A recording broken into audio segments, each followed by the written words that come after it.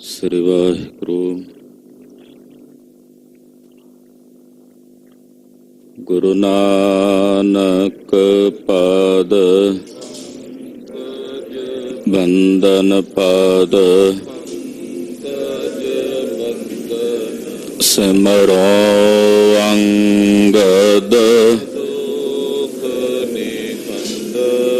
ਗੁਰ ਅਮਰਦਾਸ ਹਿਰਦੈ ਨਿਤ ਧਿਆਵੋ ਹਿਰਦੈ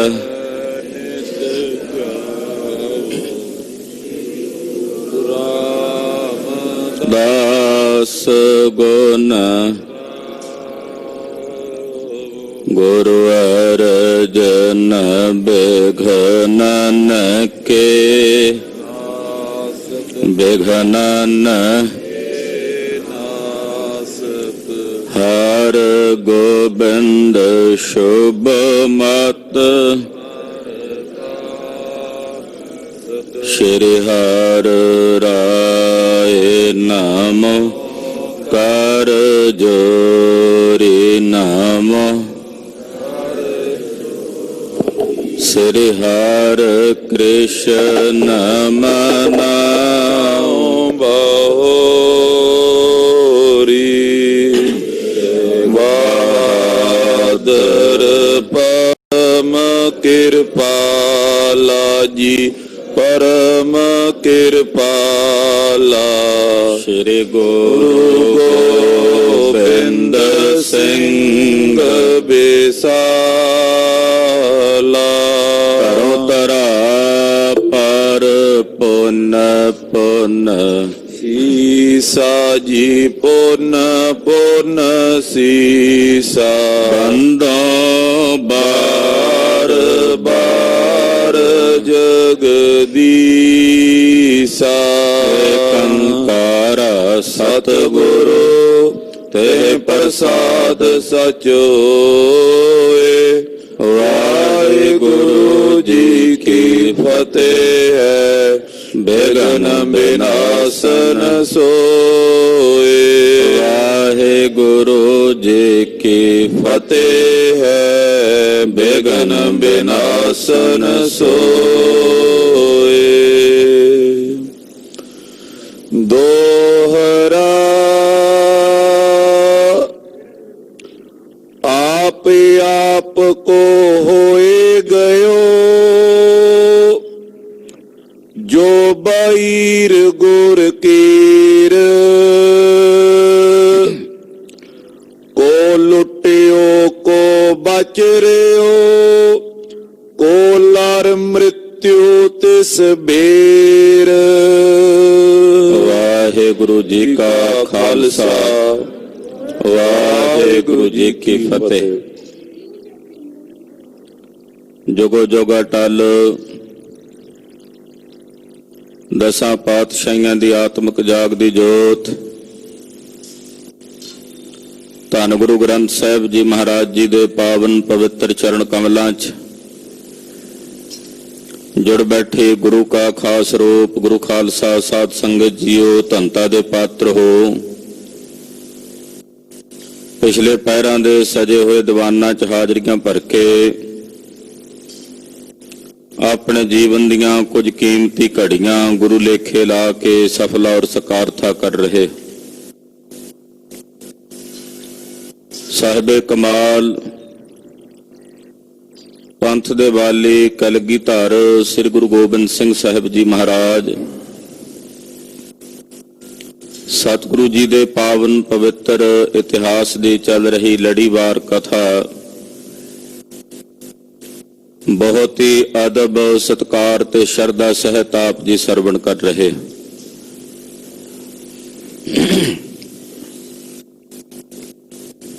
श्री आनंदपुर साहब तो महाराज जी चले हन। सरसा नदी दे कंढे ते वड्डा भारी गह गच जंग होया है।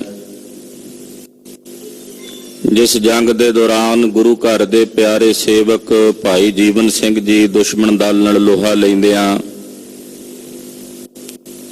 अपने नाल दे साथी ਸਿੰਘਾਂ समेत शहादत दा जाम प्राप्त कर गए। ਸਤਿਗੁਰਾਂ ਨੂੰ ਸਿੰਘਾਂ ਨੇ ਬੇਨਤੀ ਕੀਤੀ, ਸਤਿਗੁਰੂ ਜੀ ਆਪ ਜੀ ਇੱਥੋਂ ਅੱਗੇ ਨੂੰ ਪ੍ਰਸਥਾਨ ਕਰੋ। ਗਰੀਬ ਨਵਾਜ ਪਾਤਸ਼ਾਹ ਜੀ ਅੱਗੇ ਨੂੰ ਵਧੇ ਨੇ। ਸਤਿਕਾਰਯੋਗ ਮਾਤਾਵਾਂ, ਮਾਤਾ ਸੁੰਦਰੀ ਜੀ ਔਰ ਮਾਤਾ ਸਾਹਿਬਦੇਵਾਂ ਜੀ ਨੂੰ, ਭਾਈ ਜਵਾਹਰ ਸਿੰਘ ਜੋ ਦਿੱਲੀ ਤੋਂ ਆਏ ਸਨ ਔਰ ਭਾਈ ਮਨੀ ਸਿੰਘ ਜੀ ਦੇ ਨਾਲ ਸਤਿਗੁਰਾਂ ਨੇ ਦਿੱਲੀ ਨੂੰ ਟੋਰਿਆ। ਸਤਿਕਾਰਯੋਗ ਮਾਤਾ ਗੁਜਰੀ ਜੀ ਛੋਟੇ ਸਾਹਿਬਜ਼ਾਦਿਆਂ ਸਮੇਤ ਇੱਥੋਂ ਅੱਗੇ ਵਧੇ ਨੇ। ਗੰਗੂ ਰਾਮ ਦਾ ਨਾਂ ਦਾ ਬ੍ਰਾਹਮਣ, ਉਹ ਮਾਤਾ ਜੀ ਨੂੰ ਆਪਣੇ ਨਾਲ ਲੈ ਕੇ ਸਹੇੜੀ ਨਗਰ ਨੂੰ ਚੱਲ ਪਿਆ। ਕਲਗੀਧਰ ਜੀ ਆਪਣੇ ਵੱਡੇ ਸਾਹਿਬਜ਼ਾਦੇ ਔਰ ਤਕਰੀਬਨ 35 ਸਿੰਘ ਨਾਲ ਸਨ, ਜਿਨ੍ਹਾਂ ਨੂੰ ਲੈ ਕੇ ਰੋਪੜ ਵੱਲ ਵਧੇ ਨੇ।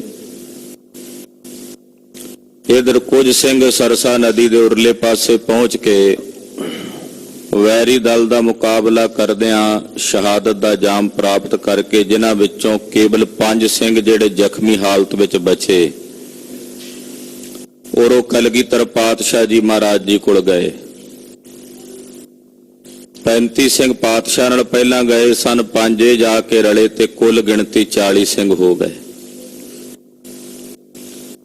ਗਰੀਬ ਨਵਾਜ ਪਾਤਸ਼ਾਹ ਜੀ ਮਹਾਰਾਜ ਜੀ ਜਿਵੇਂ ਰੋਪੜ ਤੋਂ ਅੱਗੇ ਵਧੇ ਨੇ, ਇੱਥੇ ਕੁਝ ਜਿਹੜੇ ਜ਼ਖਮੀ ਹਾਲਤ ਵਿੱਚ ਸਿੰਘ ਸਨ, ਜਿਵੇਂ ਕਿ ਭਾਈ ਸਾਹਿਬ ਭਾਈ ਬਚਿੱਤਰ ਸਿੰਘ ਜੀ, ਭਾਈ ਸਾਹਿਬ ਭਾਈ ਮਨੀ ਸਿੰਘ ਸਾਹਿਬ ਦੇ ਸੁਪੁੱਤਰ ਸਨ। ਭਾਈ ਬਚਿੱਤਰ ਸਿੰਘ ਜੀ ਮੂਰਛਿਤ ਹਾਲਤ ਵਿੱਚ, ਬਹੁਤ ਜ਼ਿਆਦਾ ਗੰਭੀਰ ਹਾਲਤ ਵਿੱਚ ਜ਼ਖਮੀ ਸੀ। ਇੱਥੇ ਹੀ ਕੋਟਲੇ ਨਿਹੰਗ ਖਾਂ ਦੇ ਪਾਸ ਮਹਾਰਾਜ ਜੀ ਨੇ ਬਾਬਾ ਬਚਿੱਤਰ ਸਿੰਘ ਜੀ ਹੋਣਾ ਨੂੰ ਛੱਡਿਆ ਔਰ ਆਪ ਸ੍ਰੀ ਚਮਕੌਰ ਸਾਹਿਬ ਵਾਲੇ ਪਾਸੇ ਨੂੰ ਪਾਤਸ਼ਾਹ ਵਧੇ ਹਨ। ਆਨੰਦਪੁਰ ਸਾਹਿਬ ਤੋਂ ਲੈ ਕੇ ਰੋਪੜ ਤੱਕ ਤਕਰੀਬਨ 20 ਕੋਹ ਦੇ ਫਾਸਲੇ ਦੇ ਵਿੱਚ ਲਾਸ਼ਾਂ ਹੀ ਲਾਸ਼ਾਂ ਹਨ ਦੁਸ਼ਮਣਾਂ ਦੀਆਂ। ਕਿਤੇ ਕਿਤੇ ਟਾਵੀਆਂ ਸਿੰਘਾਂ ਦੀਆਂ ਲਾਸ਼ਾਂ ਸਰੀਰ ਪਏ ਨੇ। ਹਜ਼ਾਰਾਂ ਦੀ ਗਿਣਤੀ ਵਿੱਚ ਘੋੜੇ ਮਰੇ ਪਏ ਨੇ, ਯੋਧੇ ਮਰੇ ਪਏ ਨੇ, ਜਿਨ੍ਹਾਂ ਦਾ ਮਾਸ ਪਲ ਪਕਸ਼ੀ ਜੀਵ ਖਾ ਰਹੇ ਹਨ। ਆਓ ਕਲਗੀਧਰ ਜੀ ਦਾ ਪਵਿੱਤਰ ਇਤਿਹਾਸ ਮਨ ਬਿਰਤੀਆਂ ਇਕਾਗਰ ਕਰਕੇ ਸਰਵਣ ਕਰੀਏ ਕਿ ਕਿਵੇਂ ਸਤਿਗੁਰੂ ਜੀ ਚਮਕੌਰ ਦੀ ਗੜੀ 'ਚ ਪਹੁੰਚੇ ਨੇ। ਇੱਥੇ ਆ ਕੇ ਸਤਿਗੁਰਾਂ ਨੇ ਟਿਕਾਣਾ ਕੀਤਾ। ਸਾਹਿਬੇ ਕਮਾਲ ਗੁਰੂ ਕਲਗੀਧਰ ਜੀ ਦੇ ਚਰਨਾਂ ਦਾ ਧਿਆਨ ਆਪਣੇ ਹਿਰਦਿਆਂ 'ਚ ਧਾਰਨ ਕਰਦੇ ਹੋਇਆਂ ਆਪ ਦੇ ਜੀਵਨ ਤੇ ਰਸਨਾ ਦੇ ਕਲਿਆਣ ਨਿਮਿਤ ਆਖੋ ਜੀ ਸਤਨਾਮ ਸ੍ਰੀ ਵਾਹਿਗੁਰੂ ਸਾਹਿਬ ਜੀ। ਸਤਨਾਮ ਸ੍ਰੀ ਵਾਹਿਗੁਰੂ ਸਾਹਿਬ ਜੀ। ਦੋਹਰਾ ਆਪ ਕੋ ਹੋਏ ਗਇਓ ਜੋ ਬਹੀਰ ਗੁਰ ਕੀਰ। ਜਿਹੜਾ ਬਹੀਰ ਸਤਿਗੁਰੂ ਜੀ ਦੇ ਨਾਲ ਆਨੰਦਪੁਰ ਸਾਹਿਬ ਤੋਂ ਆਇਆ ਸੀ, ਆਨੰਦਪੁਰ ਸਾਹਿਬ ਛੱਡ ਕੇ ਉਹ ਸਰਸਾ ਨਦੀ ਜਦੋਂ ਪਾਰ ਕੀਤੀ, ਇਸ ਨਾਲੇ ਨੂੰ ਪਾਰ ਕੀਤਾ ਤਾਂ ਜਿੱਧਰ ਜਿੱਧਰ ਕਿਸੇ ਦਾ ਮੂੰਹ ਹੋਇਆ ਸਾਰੇ ਫਿਰ ਆਪਣੇ ਆਪਣੇ ਪਾਸੇ ਨੂੰ ਖਿੰਡ ਗਏ। ਕਿਉਂਕਿ ਜਿੱਥੇ ਸਤਿਗੁਰਾਂ ਦੇ ਨਾਲ ਸਿੰਘ ਸੀ, ਮਹਾਰਾਜ ਜੀ ਦਾ ਪਰਿਵਾਰ ਸੀ, ਉੱਥੇ ਆਨੰਦਪੁਰ ਸਾਹਿਬ ਦੇ ਵਿੱਚ ਬਹੁਤ ਸਾਰੇ ਜਿਹੜੇ ਹੋਰ ਵਸਿੰਦੇ ਸੀ ਉਹ ਵੀ ਨਾਲ ਆਏ ਸਨ।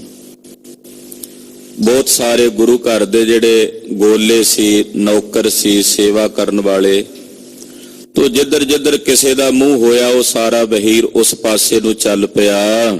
ਕੋ ਲੁੱਟਿਓ ਕੋ ਬਚ ਰਿਓ, ਕੋ ਲਰ ਮ੍ਰਿਤਿਉ ਤਿਸ ਬੇਰ। ਉਹਨਾਂ ਵਿੱਚੋਂ ਕੋ ਬਹੀਰ ਵਿੱਚੋਂ ਕੁਝ ਲੁੱਟੇ ਗਏ, ਕੁਝ ਮਾਰੇ ਵੀ ਗਏ ਤੇ ਇਸ ਪ੍ਰਕਾਰ ਨਾਲ ਕੁਝ ਉੱਥੋਂ ਨਿਕਲ ਕੇ ਬਚ ਗਏ। ਤੋ ਦੂਰ ਦੂਰ ਤੱਕ ਜਿੱਧਰ ਜਿੱਧਰ ਕਿਸੇ ਨੂੰ ਰਸਤਾ ਲੱਭਾ ਉਸ ਪਾਸੇ ਨੂੰ ਚੱਲ ਪਏ। ਭੁਜੰਗ ਚੰਦ ਚਲੇ ਆਪ ਨਾਥੰ ਦਿਸ਼ਾ ਦਿਛ ਦਛਨੀ ਕੋ। ਕਲਗੀਧਰ ਪਾਤਸ਼ਾਹ ਜੀ ਮਹਾਰਾਜ ਜੀ ਆਪ ਸ੍ਰੀ ਅਨੰਦਪੁਰ ਸਾਹਿਬ ਤੋਂ ਦੱਖਣੀ ਦਿਸ਼ਾ ਵਾਲੇ ਪਾਸੇ, ਦੱਖਣੀ ਬਾਈ ਵਾਲੇ ਪਾਸੇ ਰੋਪੜ ਤੋਂ ਹੁੰਦੇ ਹੋਏ ਮਹਾਰਾਜ ਜੀ ਚੱਲੇ ਹਨ। ਹੁਤੋ ਮਾਜਰਾ ਬੂਰ ਨਾਮ ਜਿਸੀ ਕੋ। ਚਮਕੌਰ ਸਾਹਿਬ ਤੋਂ ਪਹਿਲਾਂ ਇੱਕ ਨਗਰ ਆਉਂਦਾ ਬੂਰ ਮਾਜਰਾ, ਬਾਹਮਣ ਮਾਜਰਾ, ਬੂਰ ਮਾਜਰਾ, ਇਦਾਂ ਇਹ ਪਿੰਡ ਨੇ।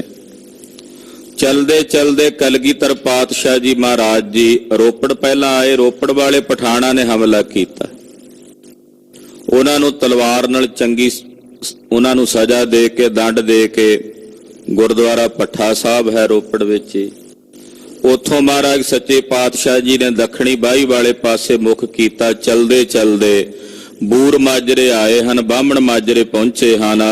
ਤਿਸੀ ਗ੍ਰਾਮ ਆਏ ਥੇਰੇ ਥੋਰ ਕਾਲਾ।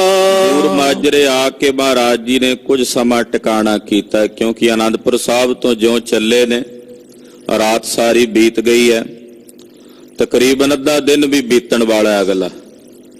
ਤੋ ਚਲਦੇ ਚਲਦੇ ਬੂਰ ਮਾਜਰੇ ਆ ਕੇ ਸਤਿਗੁਰੂ ਜੀ ਨੇ ਟਿਕਾਣਾ ਕੀਤਾ ਹੈ। ਕਹਿਓ ਦਾਸ ਕੋ ਨੀਰੇ ਆਨੋ ਉਤਾਲਾ।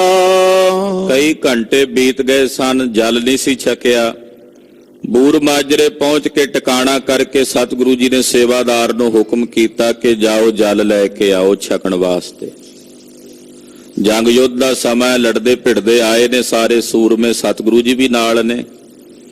ਤੋ ਜਲ ਦੀ ਤੇਹ ਸੀ ਸਤਿਗੁਰਾਂ ਨੂੰ, ਗੁਰਦੇਵ ਨੇ ਹੁਕਮ ਕੀਤਾ ਕਿ ਜਾਓ ਜਲ ਲੈ ਕੇ ਆਓ। ਸੋਨੇ ਸਿੰਘ ਨੇ ਡੋਰ ਲੋਟਾ ਸੰਭਾਰਾ। ਜਿਹੜਾ ਮਹਾਰਾਜ ਜੀ ਦਾ ਸੇਵਾਦਾਰ ਸਿੰਘ ਸੀ ਸਤਿਗੁਰਾਂ ਦੇ ਪਾਸ, ਉਹਦੇ ਹੱਥ ਵਿੱਚ ਲੋਟਾ ਸੀ ਗੜਵਾ। ਗੜਵੇ ਨੂੰ ਨੇ ਰੱਸੀ ਪਾਈ, ਨਾਲ ਹੀ ਖੂਹ ਸੀ ਜਿੱਥੇ ਸਤਿਗੁਰਾਂ ਨੇ ਉਤਾਰਾ ਕੀਤਾ ਬੂਰ ਮਾਜਰੇ। ਉਸ ਖੂਹ ਦੇ ਵਿੱਚ ਉਹਨੇ ਲੋਟਾ ਜਿਹੜਾ ਗੜਵਾ ਸੀ ਉਹ ਰੱਸੀ ਦੇ ਨਾਲ ਸੁੱਟਿਆ ਤੇ ਭਰਿਆ ਹੈ। ਤਾਹਾਂ ਕੂਪ ਤੇ ਨੀਰ ਨੀਕੋ ਨਿਕਾਰਾ। ਚੰਗਾ ਸਾਫ਼ ਪਾਣੀ ਸੀ, ਜਲ ਛਕਣੇ ਵਾਲਾ ਸੀ। ਉਹ ਵਧੀਆ ਜਲ ਜਿਹੜਾ ਸਿੰਘ ਨੇ ਗੜਵੇ ਦੇ ਨਾਲ ਰੱਸੀ ਬੰਨ੍ਹ ਕੇ ਖੂਹ ਵਿੱਚੋਂ ਖਿੱਚ ਕੇ ਕੱਢਿਆ ਹੈ। ਗੁਰੂ ਕੋ ਦਿਓ ਆਨ ਲੀਨੋ ਤਦਾਈ। ਗੜਵਾ ਜਲ ਦਾ ਭਰ ਕੇ ਲਿਆ ਕੇ, ਸਰਬਲੋਹ ਦਾ ਵੱਡਾ ਗੜਵਾ ਸੀ, ਉਹ ਜਲ ਦਾ ਭਰਿਆ ਲਿਆ ਕੇ ਸਤਿਗੁਰੂ ਸੱਚੇ ਪਾਤਸ਼ਾਹ ਜੀ ਨੂੰ ਦਿੱਤਾ। ਮਹਾਰਾਜ ਜੀ ਨੂੰ ਜਲ ਛਕਾਇਆ। ਚੁਲੇ ਕੀਨ ਨੇਤਰੰ ਪਖਾਰੇ ਬਨਾਈ। ਮਹਾਰਾਜ ਜੀ ਕੋਲ ਕੋਈ ਹੋਰ ਬਰਤਨ ਨਹੀਂ ਹੈ ਵੀ ਜਿਹਦੇ ਚ ਛਕਣਾ। ਉਹ ਗੜਵੇ ਦੇ ਵਿੱਚੋਂ ਏਦਾਂ ਬੁੱਕ ਦੇ ਵਿੱਚ ਮਹਾਰਾਜ ਜੀ ਨੇ ਪਹਿਲਾਂ ਚੂੜਾ ਕੀਤਾ, ਫਿਰ ਉਹ ਜਲ ਚਿਹਰੇ ਤੇ ਮਾਰਿਆ, ਅੱਖਾਂ ਦੇ ਵਿੱਚ ਛਿੱਟੇ ਮਾਰੇ ਨੇ, ਕਿਉਂਕਿ ਮਿੱਟੀ ਘੱਟਾ ਰਾਹ ਦਾ ਸਾਰਾ ਚਿਹਰੇ ਦੇ ਉੱਤੇ ਸੀ। ਤੋ ਜਲ ਮਹਾਰਾਜ ਜੀ ਨੇ ਆਪਣੇ ਮੁਖ ਤੇ ਪਾਇਆ ਹੈ ਔਰ ਆਪਣਾ ਮੁਖੜਾ ਗੁਰੂ ਕਲਗੀਧਰ ਪਾਤਸ਼ਾਹ ਜੀ ਨੇ ਧੋਇਆ ਹੈ। ਕਛੂ ਪਾਨ ਕੀਨੇ ਮਲੰਹੀਨ ਪਾਨੀ। ਨੇਤਰਾਂ ਵਿੱਚ ਜਲ ਮਾਰਿਆ ਵੀ ਨੇਤਰ ਜਿਹੜੇ ਨੇ, ਕਿਉਂਕਿ ਉਹ ਨੀਂਦਰੇ ਵੀ ਨੇ, ਤੇ ਉਹ ਨੀਂਦਰੇ ਹੋਣ ਕਰਕੇ ਤਿਆਰ ਬਰ ਤਿਆਰ ਹੋਣ ਵਾਸਤੇ ਉਹ ਜਲ ਮਹਾਰਾਜ ਜੀ ਨੇ ਨੇਤਰਾਂ ਵਿੱਚ ਵੀ ਛਿੱਟੇ ਮਾਰੇ। ਔਰ ਫਿਰ ਕੁਝ ਕੁ ਜਲ ਪਾਤਸ਼ਾਹ ਜੀ ਨੇ ਛਕਿਆ, ਕਿਉਂਕਿ ਸਾਫ਼ ਜਲ ਸੀ, ਪੀਣ ਦੇ ਲਾਇਕ ਸੀ। ਗੁਰਦੇਵ ਨੇ ਬੂਰ ਮਾਜਰੇ ਆ ਕੇ ਇਸ ਪ੍ਰਕਾਰ ਨਾਲ ਜਲ ਛਕਿਆ। ਉਤੇ ਸਿੰਘ ਸੰਗੀ ਜੀ ਨੇ ਚਾਹ ਠਾਨੀ। ਜਿਹੜੇ ਮਹਾਰਾਜ ਜੀ ਦੇ ਨਾਲ ਦੇ ਸੰਗੀ ਸਿੰਘ ਸਨ, ਜਿਨ੍ਹਾਂ ਨੂੰ ਚਾਹਨਾ ਸੀ ਜਲ ਛਕਣ ਦੀ, ਜਲ ਵਰਤਣ ਦੀ। ਮੁਖੰ ਤੋਏ ਲੀਨਾ ਚਯੋ ਪਾਨ ਕੀਨਾ। ਨਾਲ ਦੇ ਸਾਰੇ ਸਾਥੀ ਸਿੰਘਾਂ ਨੇ ਉਸੇ ਖੂਹ ਤੋਂ ਜਲ ਵਰਤਿਆ। ਸਭ ਨੇ ਚਿਹਰੇ ਧੋਏ ਨੇ। ਜਿਹਨੇ ਜਲ ਛਕਣ ਦੀ ਇੱਛਾ ਸੀ ਉਹਨਾਂ ਨੇ ਜਲ ਛਕਿਆ, ਹੱਥ ਪੈਰ ਧੋਏ ਨੇ, ਤਿਆਰ ਬਰ ਤਿਆਰ ਹੋਏ ਨੇ। ਚਲੇ ਫੇਰ ਆਗੇ ਜਾਂ ਪੰਥ ਚੀਨਾ। ਜ਼ਿਆਦਾ ਸਮਾਂ ਨਹੀਂ ਠਹਿਰੇ, ਬਸ ਜਲ ਹੀ ਛਕਿਆ ਇੱਥੇ ਸਿੰਘਾਂ ਨੇ, ਕਿਉਂਕਿ ਪਿੱਛੇ ਦੁਸ਼ਮਣਾਂ ਦੀ ਫੌਜ ਵੀ ਹੈ। ਤੇ ਕੇਵਲ ਕੁਝ ਸਮੇਂ ਵਾਸਤੇ, ਜਿਵੇਂ ਕਹਿੰਦੇ ਨਾ ਵੀ ਦਮ ਲਿਆ, ਜਲ ਪਾਣੀ ਛਕਿਆ, ਜਲ ਵਰਤਿਆ। ਤੋ ਕਲਗੀਧਰ ਪਾਤਸ਼ਾਹ ਜੀ ਮਹਾਰਾਜ ਜੀ ਬੂਰ ਮਾਜਰੇ ਤੋਂ ਅੱਗੇ ਵਧੇ ਨੇ ਚਮਕੌਰ ਸਾਹਿਬ ਵੱਲ। ਲਲਿਤ ਪਦ ਚੰਦ ਦਿੱਲੀ ਤੇ ਇੱਕ ਮਾਨਵ ਆਇਓ। ਇਹਨੇ ਨੂੰ ਉਧਰੋਂ ਦਿੱਲੀ ਤੋਂ ਇੱਕ ਬੰਦਾ ਟੁਰਿਆ ਆਉਂਦਾ ਸੀ। ਜਦੋਂ ਮਹਾਰਾਜ ਜੀ ਚੱਲਣ ਹੀ ਲੱਗੇ ਨਾ ਬੂਰ ਮਾਜਰਿਓਂ, ਤੇ ਅਚਾਨਕ ਦਿੱਲੀ ਵਾਲੇ ਪਾਸਿਓਂ ਇੱਕ ਬੰਦਾ ਚੱਲ ਕੇ ਮਹਾਰਾਜ ਜੀ ਦੇ ਕੋਲ ਲੰਘਣ ਲੱਗਾ। ਵੇਖਿਆ ਸਤਿਗੁਰਾਂ ਨੇ, ਜਾਤ ਤੁਰਕ ਕੇ ਡੇਰੇ। ਦਰਅਸਲ ਇਹ ਜਿਹੜਾ ਬੰਦਾ ਆਇਆ ਸੀ ਇਹ ਦਿੱਲੀ ਤੋਂ, ਇਹ ਤੁਰਕਾਂ ਕੋਲ ਜਾ ਰਿਹਾ ਸੀ। ਜਿਹੜੇ ਪਿੱਛੇ ਤੁਰਕ ਨੇ ਉਹਨਾਂ ਨੂੰ ਖਬਰ ਦੇਣ ਲਈ ਜਾ ਰਿਹਾ ਹੈ। ਸ਼੍ਰੀ ਗੁਰ ਸੰਗ ਮਿਲਿਓ ਕਰ ਬੰਧਨ। ਇਹ ਗੁਰੂ ਘਰ ਦਾ ਵੀ ਸੇਵਕ ਸੀ, ਉਹਦਾ ਸਰਕਾਰੀ ਡਿਊਟੀ ਕਰਦਾ ਸੀ। ਤੋ ਦਿੱਲੀ ਤੋਂ ਇਹ ਤੁਰਕਾਂ ਦਾ ਕੋਈ ਸੁਨੇਹਾ ਲੈ ਕੇ ਜਾ ਰਿਹਾ ਸੀ ਤੇ ਰਸਤੇ ਵਿੱਚ ਬੂਰ ਮਾਜਰੇ ਹੀ ਮਹਾਰਾਜ ਜੀ ਨੂੰ ਮਿਲਿਆ। ਬੂਝਿਓ ਸਿੰਘ ਨਹੇਰੇ। ਸਿੰਘਾਂ ਨੇ ਇਹਨੂੰ ਬੁਲਾ ਲਿਆ, ਪੁੱਛਿਆ ਇਹਨੂੰ ਉਸ ਵਕਤ, ਕਿਤ ਤੇ ਆਇਓ ਜਾਏ ਕਹਾਂ ਕੋ। ਕਹਿੰਦੇ ਭਾਈ ਕਿੱਧਰੋਂ ਆਇਆ ਤੇ ਕਿੱਧਰ ਜਾ ਰਿਹਾ ਹੈ? ਉਤਲਾਵਤ ਚੱਲ ਰਾਉ। ਤੇ ਬੜਾ ਉਤਾਵਲਾ ਹੋ ਕੇ ਕਾਲਾ ਕਾਲਾ ਟੁਰਿਆ ਜਾਣਾ, ਜ਼ਰੂਰ ਕਿਸੇ ਡਿਊਟੀ ਤੇ ਆਇਆ ਲੱਗਦਾ ਹੈ। ਸੁਨ ਕੈ ਸਭ ਤਿਨ ਸਕਲ ਬਤਾਈ। ਇਹਨੇ ਸਾਰੀ ਵਾਰਤਾ ਉਸ ਵੇਲੇ ਸਿੰਘਾਂ ਨੂੰ ਦੱਸੀ। ਜਾਉ ਤੁਰਕ ਦਲ ਮਾਓ। ਕਹਿੰਦਾ ਜੀ ਅੱਗੇ ਜਿਹੜਾ ਤੁਰਕਾਂ ਦਾ ਦਲ ਗੁਰੂ ਸਾਹਿਬ ਜੀ ਨੂੰ ਘੇਰਾ ਪਾ ਕੇ ਬੈਠਾ ਸੀ, ਜਿਹਦੇ ਵਿੱਚ ਖਵਾਜਾ ਖੁਜਰ ਖਾਂ ਦਿੱਲੀ ਤੋਂ ਚੱਲ ਕੇ ਆਇਆ, ਮੈਂ ਉਹਨੂੰ ਮਿਲਣ ਵਾਸਤੇ ਜਾ ਰਿਹਾ। ਖਵਾਜੇ ਮਰਦੂਦ ਨੇ ਚਮੂਹਕਾਰੀ। ਕਿਉਂਕਿ ਖਵਾਜੇ ਮਰਦੂਦ ਨੇ ਆਪਣੀ ਮਦਦ ਵਾਸਤੇ ਦਿੱਲੀ ਤੋਂ ਫੌਜ ਮੰਗਾਈ ਸੀ। ਕੁਝ ਫੌਜ ਲੈ ਕੇ ਆਇਆ ਹੋਇਆ ਹੈ ਪਹਿਲਾਂ ਹੀ, ਆਪਣੀ ਮਦਦ ਵਾਸਤੇ, ਸਹਾਇਤਾ ਵਾਸਤੇ ਇਹਨੇ ਦਿੱਲੀ ਤੋਂ ਕੁਝ ਫੌਜ ਮੰਗਾਈ ਸੀ। ਗੁਰ ਗੈ ਬੇਕੇ ਤੂੰ। ਔਰ ਉਹ ਫੌਜ ਨੇ ਇਸ ਕਰਕੇ ਸੱਦੀ ਹੈ ਵੀ ਇਹ ਗੁਰੂ ਸਾਹਿਬ ਜੀ ਨੂੰ ਪਕੜਨਾ ਚਾਹੁੰਦਾ। ਇਹਨਾਂ ਦੀ ਮੁੱਖ ਕੋਸ਼ਿਸ਼ ਇਹ ਹੈ ਕਿ ਗੁਰੂ ਜੀ ਨੂੰ ਮਾਰਨ ਦੀ ਬਜਾਏ ਗੁਰੂ ਜੀ ਨੂੰ ਜਿਉਂਦਾ ਫੜਨਾ ਚਾਹੁੰਦੇ ਹਨ। 110 ਲੱਖ ਆਏ ਅਸਵਾਰੇ। ਤੇ ਇਸ ਵੇਲੇ ਜਿਹੜੀ ਦਿੱਲੀ ਤੋਂ ਫੌਜ ਆ ਰਹੀ ਹੈ ਤਾਜੀ, ਉਹਨਾਂ ਦੀ ਕੁੱਲ ਗਿਣਤੀ 10 ਲੱਖ ਹੈ। 10 ਲੱਖ ਫੌਜ। ਇਧਰ ਆਨੰਦਪੁਰ ਸਾਹਿਬ ਲੱਖਾਂ ਦੀ ਗਿਣਤੀ ਵਿੱਚ ਪਹਿਲਾਂ ਹੀ ਨੇ। 10 ਲੱਖ ਫੌਜ ਹੋਰ ਆ ਰਹੀ ਹੈ ਜਿਹੜੀ ਦਿੱਲੀ ਤੋਂ, ਨਵੀਂ ਤਾਜੀ ਫੌਜ ਜਿਹੜੀ ਹੈ, ਜਿਹੜੇ ਕੋਈ ਥੱਕੇ ਨਹੀਂ ਹੋਏ ਤੇ ਬਿਲਕੁਲ ਨਵੇਂ ਨਰੋਏ ਹੈ, ਉਹ ਤਾਂ 8 ਮਹੀਨਿਆਂ ਤੋਂ ਬੈਠੇ ਸਨ। ਇਹ ਨਵੀਂ ਫੌਜ ਜਿਹੜੀ ਹੈ ਇਹ ਵੀ ਬਿਲਕੁਲ ਇੱਥੇ ਨੇੜੇ ਆ ਰਹੀ ਹੈ। ਆਨ ਮਿਲੇ ਦਿਓ ਭੇਤੂ। ਤੇ ਮੈਂ ਉਹਨੂੰ ਭੇਤ ਦੇਣ ਜਾ ਰਿਹਾ, ਖਬਰ ਦੇਣ ਜਾ ਰਿਹਾ ਵੀ ਉਹ 10 ਲੱਖ ਫੌਜ ਜਿਹੜੀ ਇਹਨੇ ਆਪਣੀ ਸਹਾਇਤਾ ਲਈ ਮੰਗਾਈ ਹੈ ਉਹ ਆ ਰਹੀ ਹੈ। ਰਹੀ ਨਿਕਟ ਆਵਤ ਵੱਡ ਸੈਨਾ। ਉਹ ਸੈਨਾ ਬਸ ਆ ਜਿਵੇਂ ਮੈਂ ਇੱਥੇ ਪਹੁੰਚਿਆ ਪਿੱਛੇ ਪਿੱਛੇ ਨੇੜੇ ਹੀ ਹੈ, ਹੁਣ ਉਹ ਬਹੁਤੀ ਦੂਰ ਨਹੀਂ ਹਨ। ਵਾਰ ਨ ਪਾਰ ਦਿਸੰਤਾ। ਇੰਨੀ ਵੱਡੀ ਫੌਜ ਹੈ, 10 ਲੱਖ ਥੋੜਾ ਬੰਦਾ ਨਹੀਂ ਹੁੰਦਾ। ਨਾ ਤਾਂ ਉਹਨਾਂ ਦਾ ਕੋਈ ਉਰਾਰਲਾ ਪਾਸਾ ਲੱਭਦਾ, ਨਾ ਪਾਰਲਾ ਪਾਸਾ ਲੱਭਦਾ, ਯਾਨੀ ਕਿ ਬਹੁਤ ਜ਼ਿਆਦਾ ਗਿਣਤੀ ਵਿੱਚ ਹਨ। ਅਨੇਕ ਨਿਸ਼ਾਨੇ ਅਨੇਕ ਨਗਾਰੇ। ਉਹਨਾਂ ਨਾਲ ਅਨੇਕਾਂ ਨਗਾਰੇ ਨੇ, ਅਨੇਕਾਂ ਹੀ ਉਹਨਾਂ ਦੀਆਂ ਬੈਰਕਾਂ ਜਿਹੜੇ ਝੰਡੇ ਨੇ ਉਹਨਾਂ ਦੇ ਨਾਲ ਝੂਲਦੇ ਆ ਰਹੇ ਨੇ। ਜਿਉਂ ਸਮੁੰਦਰ ਉਮਡੰਤਾ। ਜਿਵੇਂ ਕੋਈ ਸਮੁੰਦਰ ਦਾ ਪਾਣੀ ਉਛਲ ਕੇ ਆਉਂਦਾ ਨਾ, ਏਦਾਂ ਸਮੁੰਦਰ ਦੇ ਪਾਣੀ ਵਾਂਗੂ ਉੱਡਦੇ ਆ ਰਹੇ ਨੇ, ਉਛਲਦੇ ਆ ਰਹੇ ਨੇ। ਤਨਕ ਪਨਕ ਸੁਨ ਕਰ ਸ਼੍ਰੀ ਸਤਗੁਰ। ਸਤਿਗੁਰੂ ਜੀ ਨੂੰ ਜਦੋਂ ਇਹ ਭਣਕ ਲੱਗੀ, ਪਤਾ ਲੱਗਾ, ਚੌਂ ਦਿਸ਼ ਦ੍ਰਿਸ਼ਟ ਚਲਾਈ। ਮਹਾਰਾਜ ਜੀ ਨੇ ਚਾਰੇ ਪਾਸੇ ਨਿਗਾਹ ਮਾਰੀ, ਪੀਛੇ ਲੱਖੋਂ ਲਸ਼ਕਰ ਆਵਤ।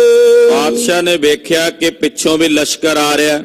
ਪਹਾੜੀਏ ਤੇ ਤੁਰਕ ਆਨੰਦਪੁਰ ਸਾਹਿਬ ਤੋਂ ਵੀ ਪਿੱਛੋਂ ਆ ਰਹੇ ਨੇ। ਕਰ ਤਮਸਾਨ ਲੜਾਈ। ਉਹਨਾਂ ਨਾਲ ਪਹਿਲਾਂ ਹੀ ਅਸੀਂ ਘਮਾਸਾਨ ਜੰਗ ਕਰਕੇ ਆਏ ਹਾਂ। ਆਗੇ 10 ਲੱਖ ਕੀ ਸੁਧ ਸੁਨ ਕੇ। ਹੁਣ ਅੱਗੋਂ 10 ਲੱਖ ਬੰਦਾ ਹੋਰ ਆ ਰਿਹਾ, ਦੁਸ਼ਮਣਾਂ ਦਾ ਹੋਰ ਵੱਡਾ ਦਲ ਆ ਰਿਹਾ ਹੈ। ਚਿਤ ਮੈਂ ਕੀਨ ਵਿਚਾਰਾ। ਸਤਿਗੁਰੂ ਜੀ ਹੁਣ ਆਪਣੇ ਚਿੱਤ 'ਚ ਵਿਚਾਰ ਕਰਦੇ ਨੇ ਵੀ ਪਿੱਛੇ ਵੀ ਫੌਜ ਹੈ, ਅੱਗੋਂ ਵੀ ਦੁਸ਼ਮਣਾਂ ਦੀ ਫੌਜ, ਉਹ ਵੀ 10 ਲੱਖ ਫੌਜ ਚੜ ਕੇ ਆਈ ਹੈ। ਹਿਤ ਲਰਬੇ ਕੇ ਸਭ ਚਲੇ ਆਏ। ਪਿੱਛੋਂ ਇਹ ਵੀ ਲੜਨ ਆ ਰਹੇ ਨੇ, ਉਹ ਵੀ ਉਧਰੋਂ ਲੜਨ ਵਾਸਤੇ ਹੀ ਆ ਰਹੇ ਨੇ 10 ਲੱਖ। ਜੇ ਨਾ ਲੜੇ ਇਸ ਬਾਰਾ। ਤੇ ਜੇ ਹੁਣ ਅਸੀਂ ਇਸ ਵਾਰ ਉਹਨਾਂ ਨਾਲ ਨਾ ਲੜੇ, ਲੜਨ ਦੀ ਇੱਛਾ ਲੈ ਕੇ ਆ ਰਹੇ ਨੇ ਤੇ ਫਿਰ ਲੜਨਾ ਚਾਹੀਏ, ਉਹਨਾਂ ਦੀ ਇੱਛਾ ਪੂਰੀ ਕਰਨੀ ਚਾਹੀਏ। ਜੇ ਹੁਣ ਅਸੀਂ ਉਹਨਾਂ ਦੇ ਨਾਲ ਨਾ ਲੜੇ, ਕਹਾਂ ਕਹੇਂਗੇ ਸ਼ਤਰੂ ਸਮੂਹ। ਫਿਰ ਇਹ ਦੁਸ਼ਮਣ ਰਲ ਕੇ ਕੀ ਆਖਣਗੇ ਕੱਲ ਨੂੰ, ਇਹ ਕੀ ਗੱਲਾਂ ਕਰਨਗੇ। ਗੁਰੂ ਲੜਿਓ ਨੇ ਪਾਇਓ। ਆਖਣਗੇ ਵੀ ਗੁਰੂ ਜੀ ਸਾਡੇ ਨਾਲ ਲੜੇ ਹੀ ਨਹੀਂ ਤੇ ਉੱਥੋਂ ਦੌੜ ਗਏ, ਭੱਜ ਗਏ। ਚਲੋ ਇਹਨਾਂ ਨਾਲ ਤਾਂ ਲੜ ਆਏ ਆ ਜਿਹੜੇ ਪਿਛਲੇ ਨੇ, ਉਹ ਜਿਹੜਾ 10 ਲੱਖ ਦੁਸ਼ਮਣ ਨਵਾਂ ਆ ਰਿਹਾ ਉਹਨਾਂ ਨਾਲ ਤਾਂ ਹਲੇ ਲੜੇ ਨਹੀਂ ਨਾ।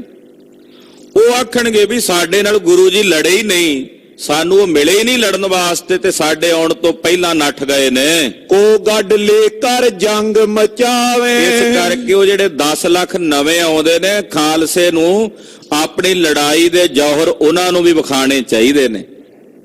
ਉਹਨਾਂ ਨੂੰ ਵੀ ਵਿਖਾਣਾ ਚਾਹੀਦਾ ਕਿ ਖਾਲਸਾ ਜਿਹੜਾ ਹੈ ਇਹ ਲੜਨਾ ਜਾਣਦਾ ਹੈ।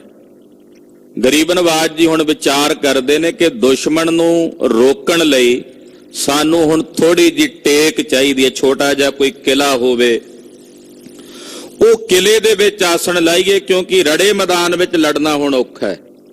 40 ਸਿੰਘ ਨੇ ਨਾਲ ਕੋਈ ਜ਼ਿਆਦਾ ਨਹੀਂ ਹਨ, ਇਸ ਕਰਕੇ ਹੁਣ ਕੋਈ ਕਿਲਾ ਹੋਵੇ ਜਾਂ ਕੋਈ ਛੋਟੀ ਗੜ੍ਹੀ ਹੋਵੇ ਜਿੱਥੇ ਜਾ ਕੇ ਦੁਸ਼ਮਣ ਨੂੰ ਰੋਕ ਕੇ ਮੁਕਾਬਲਾ ਕੀਤਾ ਜਾ ਸਕੇ। ਇਮ ਸ਼੍ਰੀ ਪ੍ਰਭ ਕੋ ਪਾਇਓ। ਇਹ ਸਤਿਗੁਰੂ ਜੀ ਦੇ ਮਨ ਨੂੰ ਭਾਇਆ।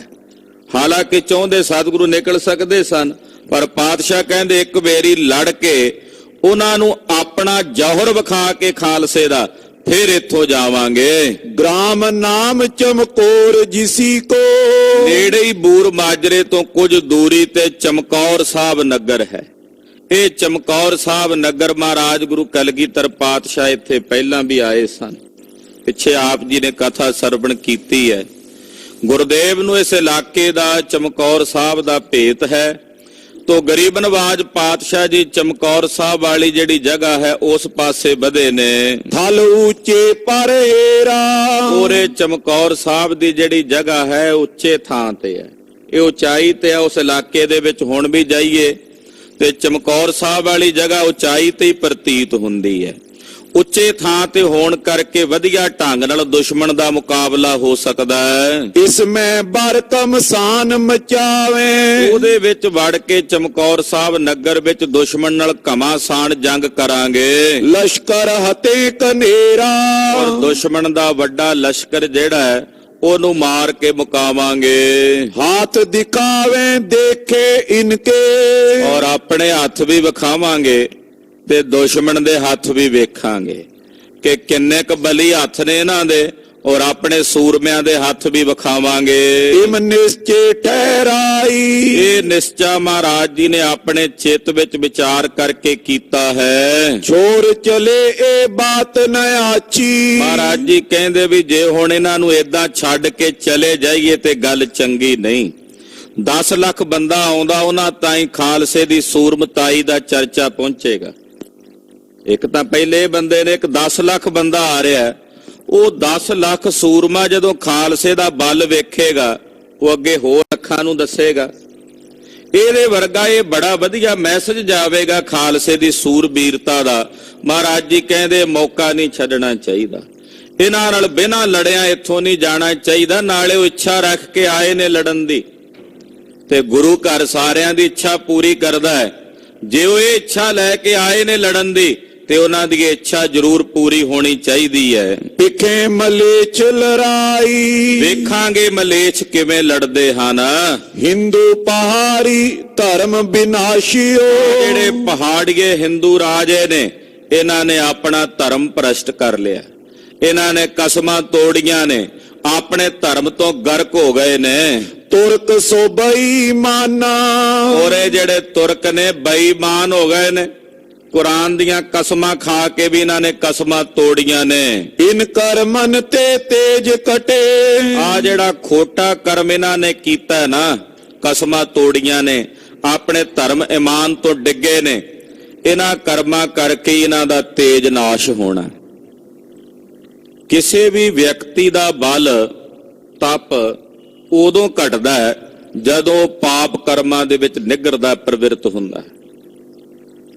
ਜਿਵੇਂ ਜਿਵੇਂ ਪਾਪ ਕਰਮ ਹੁੰਦੇ ਨੇ ਉਹਦੇ ਪਾਸੋਂ, ਤਿਵੇਂ ਤਿਵੇਂ ਉਹਦਾ ਤੇਜ ਪ੍ਰਤਾਪ ਜਿਹੜਾ ਉਹ ਘਟਦਾ ਚਲਿਆ ਜਾਂਦਾ। ਮਹਾਰਾਜ ਜੀ ਕਹਿੰਦੇ ਜਿਹੜਾ ਖੋਟਾ ਕਰਮ ਇਹਨਾਂ ਨੇ ਕੀਤਾ ਹੈ, ਇਸੇ ਖੋਟੇ ਕਰਮਾਂ ਕਰਕੇ ਇਹਨਾਂ ਦਾ ਤੇਜ, ਇਹਨਾਂ ਦਾ ਤਪ ਪਾਪ ਘਟੇਗਾ। ਰਿਪਡਾਰ ਸਮੂਲ ਪ੍ਰਾਨਾ, ਇਹਨਾਂ ਦੁਸ਼ਮਣਾਂ ਦੀ ਜੜ ਵੀ ਪੁੱਟੀ ਜਾਏਗੀ। ਇਹ ਜੜੋਂ ਉਖੜ ਜਾਣਗੇ ਭਾਰਤ ਖੰਡ ਦੀ ਧਰਤੀ ਤੋਂ। ਇਮ ਵਿਚਾਰ ਪ੍ਰਭ ਸੋ ਮਗ ਚੋਰਾ। ਇਦਾਂ ਵਿਚਾਰ ਕਰਕੇ ਮਹਾਰਾਜ ਜੀ ਪਹਿਲਾਂ ਜਦੋਂ ਦੱਖਣ ਨੂੰ ਜਾ ਰਹੇ, ਹੁਣ ਚਮਕੌਰ ਸਾਹਿਬ ਵਾਲੇ ਪਾਸੇ ਮੁਖ ਕਰ ਲਿਆ। ਚਲੇ ਠੌਰ ਚਮਕੋ ਰੰਗ, ਸ੍ਰੀ ਚਮਕੌਰ ਸਾਹਿਬ ਵਾਲੀ ਪਾਵਨ ਧਰਤੀ ਇਸ ਕਰਕੇ ਆ ਕਿਉਂਕਿ ਇੱਥੇ ਸ਼ਹੀਦਾਂ ਦਾ ਖੂਨ ਡੁੱਲਿਆ ਹੈ। ਇੱਥੇ ਮਹਾਰਾਜ ਗੁਰੂ ਕਲਗੀਧਰ ਪਾਤਸ਼ਾਹ ਜੀ ਦੇ ਸਾਜੇ ਨਿਵਾਜੇ ਪੰਜਾਂ ਪਿਆਰਿਆਂ ਚੋਂ ਤਿੰਨਾਂ ਨੇ ਸ਼ਹੀਦੀਆਂ ਪਾਈਆਂ। ਕਲਗੀਆਂ ਵਾਲੇ ਪਾਤਸ਼ਾਹ ਦੇ ਵੱਡੇ ਸਾਹਿਬਜ਼ਾਦੇ ਸ਼ਹੀਦ ਹੋਏ ਨੇ। ਉਸ ਜਗ੍ਹਾ ਵੱਲ ਮਹਾਰਾਜ ਜੀ ਵਧੇ ਹਨ। ਉੱਚੇ ਤਲ ਪਰ ਗ੍ਰਾਮ ਪਿਖਿਓ ਸ਼ੁਭ, ਚਮਕੌਰ ਸਾਹਿਬ ਉੱਚੇ ਥਾਂ ਤੇ ਵਾਵਾ ਉੱਚਾ ਟਿੱਬਾ ਸੀ ਪਹਾੜ ਨੁਮਾ, ਉਹਦੇ ਤੇ ਮਹਾਰਾਜ ਜੀ ਨੇ ਨਗਰ ਵਸਿਆ ਵੇਖਿਆ। ਨੈ ਸਮੀਪ ਕੋ ਔਰੰਗ, ਵੇਖਿਆ ਵੀ ਹੋਰ ਨੇੜੇ ਤੇੜੇ ਕੋਈ ਨਗਰ ਵੀ ਨਹੀਂ, ਆਲੇ ਦੁਆਲੇ ਉਜਾੜ ਤੇ ਖੁੱਲਾ ਥਾਂ ਹੈ। ਕਰਨ ਕਰਾਵਨ ਸਭ ਬਿਦ ਸਮਰੱਥ, ਸਤਿਗੁਰੂ ਜੀ ਕਰਨ ਕਰਾਵਣ ਸਰਬ ਪ੍ਰਕਾਰ ਕਰਕੇ ਸਮਰੱਥ ਹਨ।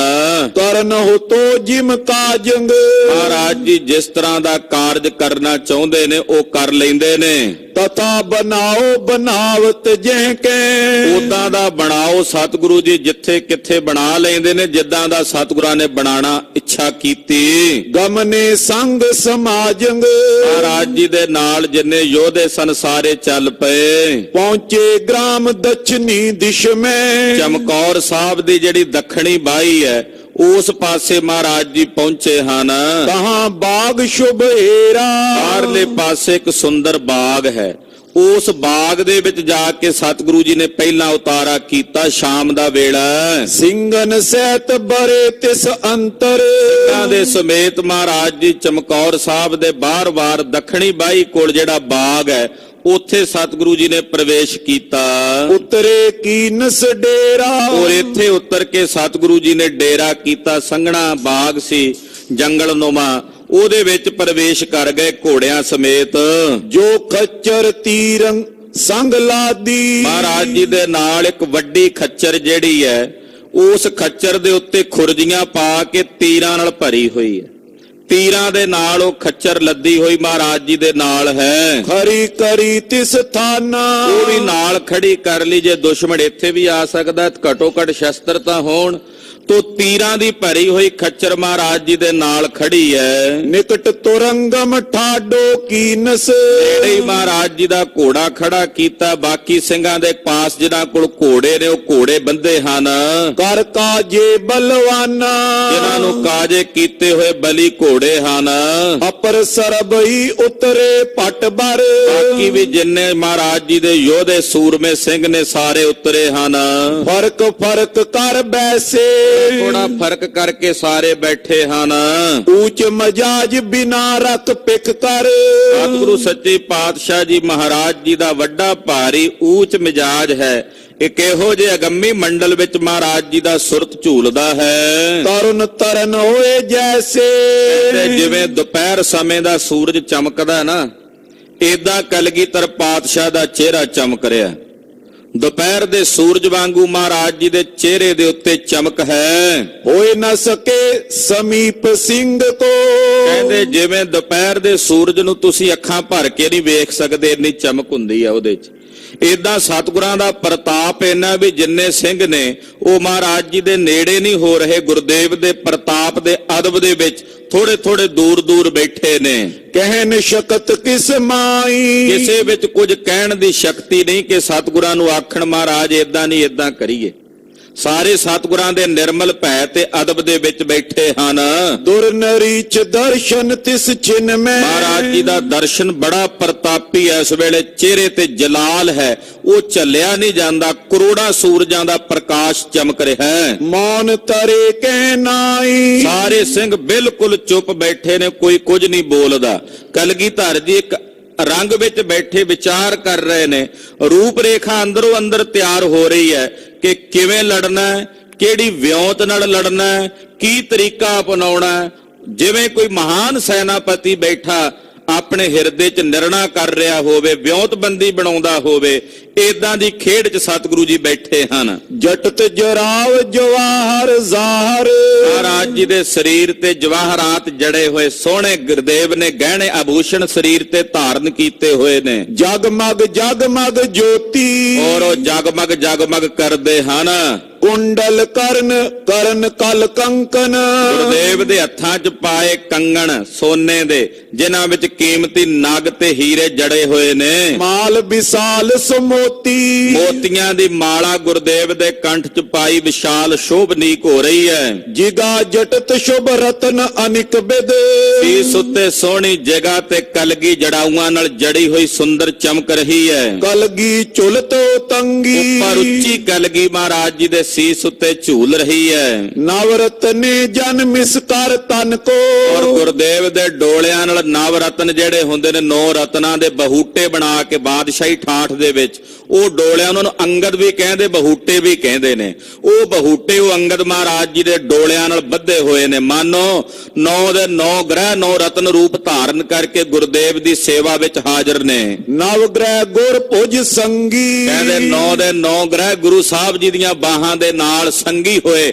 ਆਪਣਾ ਆਪ ਪਵਿੱਤਰ ਕਰ ਰਹੇ ਨੇ। ਸਬਜ ਸਰਾਸਨ ਸੁੰਦਰ ਸਾਜਿਓ, ਮਹਾਰਾਜ ਜੀ ਦੇ ਹੱਥ ਵਿੱਚ ਫੜਿਆ ਹੋਇਆ ਤਨਖ ਹਰੇ ਰੰਗ ਦਾ ਬੜਾ ਸੁੰਦਰ ਹੈ। ਸੁਵਰਨ ਸੁਵਰਨ ਗੋਸ਼ੇ, ਔਰ ਉਹਦੇ ਜਿਹੜੇ ਗੋਸ਼ੇ ਨੇ ਉਹ ਸੋਨੇ ਦੇ ਰੰਗ ਦੇ ਹਨ। ਆਯੁਤ ਨਿਠੁਰ ਪੀਨ ਕਰ ਧਰ ਕਰ, ਗਰੀਬ ਨਵਾਜ ਪਾਤਸ਼ਾਹ ਜੀ ਮਹਾਰਾਜ ਜੀ ਦਾ ਚੌੜੀ ਛਾਤੀ ਆ, ਗਰੀਬ ਨਵਾਜ, ਔਰ ਚੌੜਾ ਪੱਟਾ ਹੈ ਜਿਹੜਾ ਉਹ ਤਨਖ ਦਾ ਹੈ ਨਾ, ਉਹ ਪੱਟਾ ਜਿਹੜਾ ਤਨਖ ਦਾ ਉਹ ਬੜਾ ਚੌੜਾ ਹੈ। ਤੁਰਕ ਅਰਨ ਪਰ ਰੋਸੇ, ਬੜਾ ਕਠੋਰ ਤਨਖ ਹੈ। ਤੇ ਉਸ ਤਨਖ ਨੂੰ ਵੀ ਹੱਥ 'ਚ ਫੜਿਆ ਹੋਇਆ ਤੇ ਦੁਸ਼ਮਣ ਦੇ ਉੱਤੇ ਬੇਰਸ ਬਿਰਤੀ ਧਾਰਨ ਕਰਕੇ ਮਹਾਰਾਜ ਜੀ ਬੈਠੇ ਹਨ। ਕਸਿਓ ਨਿਖੰਗ ਖਤੰਗ ਸੰਗ ਪਰ, ਮਹਾਰਾਜ ਜੀ ਦੇ ਕਮਰ ਕੱਸੇ ਨਾਲ ਪੇਟੀ ਬੱਧੀ ਹੋਈ ਆ, ਜਿਹਦੇ 'ਚ ਮਹਾਰਾਜ ਜੀ ਦਾ ਪੱਥਾ ਜਿਹੜਾ ਹੈ ਉਹ ਮੋਢਿਆਂ ਦੇ ਉੱਤੇ ਤੀਰਾਂ ਨਾਲ ਭਰਿਆ ਹੋਇਆ। ਖਪਰੇ ਪਰੇ ਪੁਲਾਦੀ, ਔਰ ਕਹਿੰਦੇ ਫੁਲਾਦ ਦੇ ਚੰਗੇ ਚੌੜੇ ਫਲ ਵਾਲੇ ਜਿਹੜੇ ਤੀਰ ਨੇ ਉਸ ਪੱਥੇ ਵਿੱਚ ਪਾਏ ਹੋਏ ਨੇ। ਤੀਚਨ ਪੀਚਨ ਪੀਨ ਕਾਨ ਜਿਨ, ਕਹਿੰਦੇ ਬੜੇ ਤਿੱਖੇ ਤੇ ਭਿਆਨਕ, ਤੇ ਉਹਨਾਂ ਦੀਆਂ ਜਿਹੜੀਆਂ ਕਾਨੀਆਂ ਨੇ ਨਾ ਤੀਰਾਂ ਦੀਆਂ ਉਹ ਵੀ ਬੜੀਆਂ ਮਜ਼ਬੂਤ ਹਨ। ਵੱਡੇ ਕਿਤਕ ਮਰ ਜਾਦੀ, ਔਰ ਕਹਿੰਦੇ ਵੱਡੇ ਹਨ, ਮੋਟੀਆਂ ਕਾਨੀਆਂ ਹਨ ਉਹਨਾਂ ਦੀਆਂ, ਬੜੇ ਤਿੱਖੇ ਤੇ ਭਿਆਨਕ ਹਨ। ਇੱਕ ਤੋਲਾ ਕੰਚਨ ਇੱਕ ਸਰ ਕੋ ਪਰ, ਇੱਕ ਇੱਕ ਤੀਰ ਦੇ ਉੱਤੇ ਇੱਕ ਇੱਕ ਤੋਲਾ ਸੋਨਾ ਉਹ ਲੱਗਾ ਹੋਇਆ, ਨਾਲ ਜੜਿਆ ਹੋਇਆ, ਜਿਹੜੇ ਕਲਗੀਧਰ ਦੇ ਤੀਰ ਹਨ।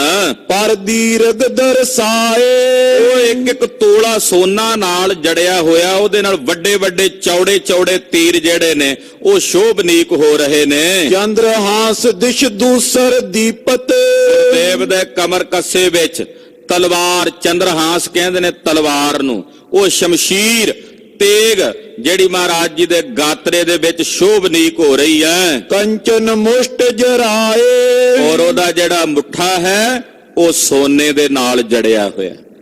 ਖਾਲਸੇ ਦੇ ਬੋਲੇ ਵਿੱਚ ਇਹਨੂੰ ਕਿਰਪਾਨ ਕਹਿੰਦੇ, ਤੇਗ, ਤਲਵਾਰ, ਸ਼ਮਸ਼ੀਰ ਕਈ ਨਾਂ ਨੇ, ਤੇ ਖਾਲਸਈ ਬੋਲੇ ਵਿੱਚ ਇਹਨੂੰ ਕਿਰਪਾਨ ਵੀ ਕਹਿੰਦੇ ਨੇ। ਕਿਰਪਾਨ ਦੇ 2 ਅਰਥ ਨੇ। ਇੱਕ ਤਾਂ ਕਿਰਪਾਨ ਦਾ ਅਰਥ ਹੁੰਦਾ ਵੀ ਕਿਰਪਾ ਕਰਨ ਵਾਲੀ, ਇਹ ਗਰੀਬ ਤੇ ਕਿਰਪਾ ਕਰਦੀ ਹੈ। ਤੇ ਦੂਜਾ ਅਰਥ ਹੈ ਜਰਵਾਣੇ ਤੇ ਨਹੀਂ ਨਾ ਕਿਰਪਾ ਕਰਦੀ, ਉੱਥੇ ਦਾ ਅਰਥ ਹੁੰਦਾ ਕਿਰਪਾ ਨਾ। ਜਦੋਂ ਜਰਵਾਣੇ ਤੇ ਚੱਲੀਆਂ ਫਿਰ ਉਦੋਂ ਕਿਰਪਾ ਨਹੀਂ ਕਰਦੀ, ਫਿਰ ਉਦੋਂ ਕੱਟਦੀ ਆ। ਕਰੇ ਏਕ ਤੇ ਦਵੈ ਸੁਪਟਾ ਹਾਥ ਸੋਹੀ। ਗਰੀਬ ਵਾਸਤੇ ਕਿਰਪਾ ਹੈ, ਪਰ ਜਰਵਾਣੇ ਵਾਸਤੇ ਤਾਂ ਭਖਿਆ ਨਾ। ਗਊ ਗਰੀਬ ਦੀ ਰੱਖਿਆ ਤੇ ਜਰਵਾਣੇ ਦੀ ਭਖਿਆ ਲਈ ਇਹ ਤਲਵਾਰ ਕਿਰਪਾਨ ਮਹਾਰਾਜ ਜੀ ਨੇ ਗਾਤਰੇ ਧਾਰਨ ਕੀਤੀ। ਸੋਨੇ ਦਾ ਮੁੱਠਾ ਹੈ। ਕੇਤਕ ਬਾਨ ਪਾਨ ਮੇ ਲੈ ਕਰ, ਮਹਾਰਾਜ ਜੀ ਨੇ ਨਾ ਇੱਕ ਮੁੱਠ ਭਰੀ ਹੋਈ ਆ ਤੀਰਾਂ ਦੀ, ਕਾਨੀਆਂ ਲੈ ਕੇ ਨਾ, ਤੇ ਉਹ ਕੁਝ ਕੁ ਬਾਣ ਜਿਵੇਂ 5-7 ਤੀਰ ਇਕੱਠੇ ਉਹ ਮਹਾਰਾਜ ਜੀ ਨੇ ਇਦਾਂ ਆਪਣੀ ਮੁੱਠ ਵਿੱਚ ਫੜੇ। ਕੋਈ ਦੁਸ਼ਮਣ ਕਦੇ ਵੀ ਆ ਸਕਦਾ, ਤੀਰ ਤਿਆਰੀ ਵਿੱਚ ਨੇ ਸਤਿਗੁਰੂ ਜੀ। ਉਹ ਕੁਝ ਕੁ ਤੀਰ ਜਿਹੜੇ ਨੇ ਮਹਾਰਾਜ ਜੀ ਨੇ ਇਦਾਂ ਆਪਣੇ ਮੁੱਠੇ ਵਿੱਚ ਫੜੇ ਹੋਏ ਨੇ। ਤੂੰ ਪਰ ਮੁਖੀ ਟਿਕਾਈ, ਉਹਨਾਂ ਦੀਆਂ ਜਿਹੜੀਆਂ ਮੁਖੀਆਂ ਨੇ ਥੱਲੜੇ ਪਾਸੇ, ਜਿਹੜੇ ਅਗਲੇ ਪਾਸੋਂ ਤੀਰ ਮੁਖੀ ਉਹਨੂੰ ਕਹਿੰਦੇ ਆ, ਉਹ ਮਹਾਰਾਜ ਜੀ ਨੇ ਇਦਾਂ ਥੱਲੇ ਜ਼ਮੀਨ ਦੇ ਉੱਤੇ ਟਿਕਾਏ ਹੋਏ ਨੇ। ਹੋਕਨ ਪਰ ਕਰ ਜੁਤ ਸਿਰ ਧਰ ਕਰ। ਪਿਛਲੇ ਪਾਸੇ ਜਿਹੜੀ ਬਾਗੜ ਹੁੰਦੀ, ਜਿਹੜੀ ਤੰਦੀ ਵਿੱਚ ਤੀਰ ਦੇ, ਉਹਨੂੰ ਬਾਗੜ ਕਹਿ ਦਿੰਦੇ ਨੇ। ਉਹਦੇ ਉੱਤੇ ਇਦਾਂ ਮਹਾਰਾਜ ਜੀ ਨੇ ਨਾ ਬਾਗੜ ਦੇ ਉੱਤੇ 5-7 ਤੀਰ ਨੇ, 8 ਮਹਾਰਾਜ ਜੀ ਦੇ ਹੱਥ ਵਿੱਚ। ਉਹਦੇ ਉੱਤੇ ਇਦਾਂ ਹੱਥ ਰੱਖ ਕੇ ਹੱਥ ਦੇ ਉੱਤੇ ਆਪਣਾ ਇਦਾਂ ਮੱਥਾ ਟਿਕਾਇਆ ਹੋਇਆ ਸਤਿਗੁਰਾਂ ਨੇ, ਔਰ ਕਿਸੇ ਵਿਚਾਰ ਦੇ ਵਿੱਚ ਮਹਾਰਾਜ ਜੀ ਮਸਤ ਨੇ। ਥਿਰ ਤਰਵਰ ਤਰ ਥਾਈ, ਔਰ ਉਹਦੇ ਉੱਤੇ ਇਦਾਂ ਹੱਥ ਰੱਖ ਕੇ ਮੁਖੀਆਂ ਦੇ ਉੱਤੇ, ਤੀਰਾਂ ਦੇ ਉੱਤੇ ਇਦਾਂ ਆਪਣਾ ਕਿਉਂਕਿ ਥਕੇਵੇਂ ਵਿੱਚ ਵੀ ਆਏ ਨੇ, ਪਿੱਛੋਂ ਲੰਮਾ ਪੈਂਡਾ ਤੈਅ ਕਰਕੇ ਆਏ ਨੇ, ਤੇ ਉਹਦੇ ਉੱਤੇ ਇਦਾਂ ਆਪਣਾ ਸੀਸ ਟਿਕਾ ਕੇ ਗਰੀਬ ਨਵਾਜ ਜੀ ਇੱਕ ਦਰਖਤ ਦੇ ਥੱਲੇ ਬੈਠੇ ਹਨ। ਕਰਤ ਜੁਦ ਕ੍ਰੋਧ ਤ੍ਰਿਪ ਬਦ ਕਰ, ਔਰ ਪਾਤਸ਼ਾਹ ਜੀ ਮਹਾਰਾਜ ਜੀ ਦੁਸ਼ਮਣਾਂ ਨੂੰ ਮਾਰਨ ਵਾਸਤੇ ਵਿਉਂਤਬੰਦੀ ਕਰ ਰਹੇ ਨੇ। ਕਰਤ ਜੁਦ ਕ੍ਰੋਧ ਤ੍ਰਿਪ ਬਦ ਕਰ, ਵੀਰਾਸੀ ਬਿਰਤੀ ਦੇ ਵਿੱਚ ਸਿੰਘ ਜਿਹੜੇ ਲੜਨ ਵਾਲੇ, ਦੁਸ਼ਮਣਾਂ ਨਾਲ, ਦੁਸ਼ਮਣਾਂ ਨੂੰ ਮਾਰਨ ਵਾਲੇ। ਲੜਤ ਸਿੰਘ ਸਭ ਮਾਰੇ, ਬਹੁਤ ਸਾਰੇ ਸਿੰਘ ਜੰਗ ਦੇ ਮੈਦਾਨ 'ਚ ਮਾਰੇ ਗਏ, ਔਰ ਬਹੁਤਿਆਂ ਨੂੰ ਮਾਰ ਕੇ ਮਰੇ। ਤਿੰਨ ਮੈਂ ਤੇ ਬਚ ਪੰਜ ਸਿੰਘ, ਉਹ ਜਿਹੜੇ ਸਰਸਾ ਨਦੀ ਦੇ ਕੰਢੇ ਤੇ ਲੜ ਰਹੇ ਸਨ, ਉਹਨਾਂ ਵਿੱਚੋਂ 5 ਸਿੰਘ ਬਚੇ। ਉਹ ਜਿਹੜੇ 5 ਸਿੰਘ ਬਚੇ, ਪਟ ਆਏ ਚਲੇ ਪਿਛਾਰੇ। 5 ਸਿੰਘ ਵੀ ਮਹਾਰਾਜ ਜੀ ਦੇ ਪਿੱਛੇ ਪਿੱਛੇ ਜ਼ਖਮੀ ਹਾਲਤ ਵਿੱਚ ਉਹ ਵੀ ਚੱਲ ਕੇ ਆ ਗਏ। ਕਾਵ ਲਗੇ ਬੋ ਸ਼੍ਰੋਣਤ ਨਿਚੁਰਤ, ਉਹਨੂੰ ਜ਼ਖਮ ਲੱਗੇ ਹੋਏ ਨੇ, ਸਰੀਰਾਂ ਵਿੱਚੋਂ ਲਹੂ ਨੁਚੜ ਰਿਹਾ ਨਾ ਪੰਜਾਂ ਦੇ। 35 ਮਹਾਰਾਜ ਜੀ ਦੇ ਨਾਲ ਨੇ, 5 ਹੋਰ ਆਏ ਨੇ ਜਿਹੜੇ ਪਿੱਛੇ। ਚਮਕੌਰ ਸਾਹਿਬ ਵੀ ਆਏ ਨੇ ਉਸੇ ਬਾਗ ਵਿੱਚ ਜਿੱਥੇ ਸਤਿਗੁਰਾਂ ਦਾ ਉਤਾਰਾ ਹੈ।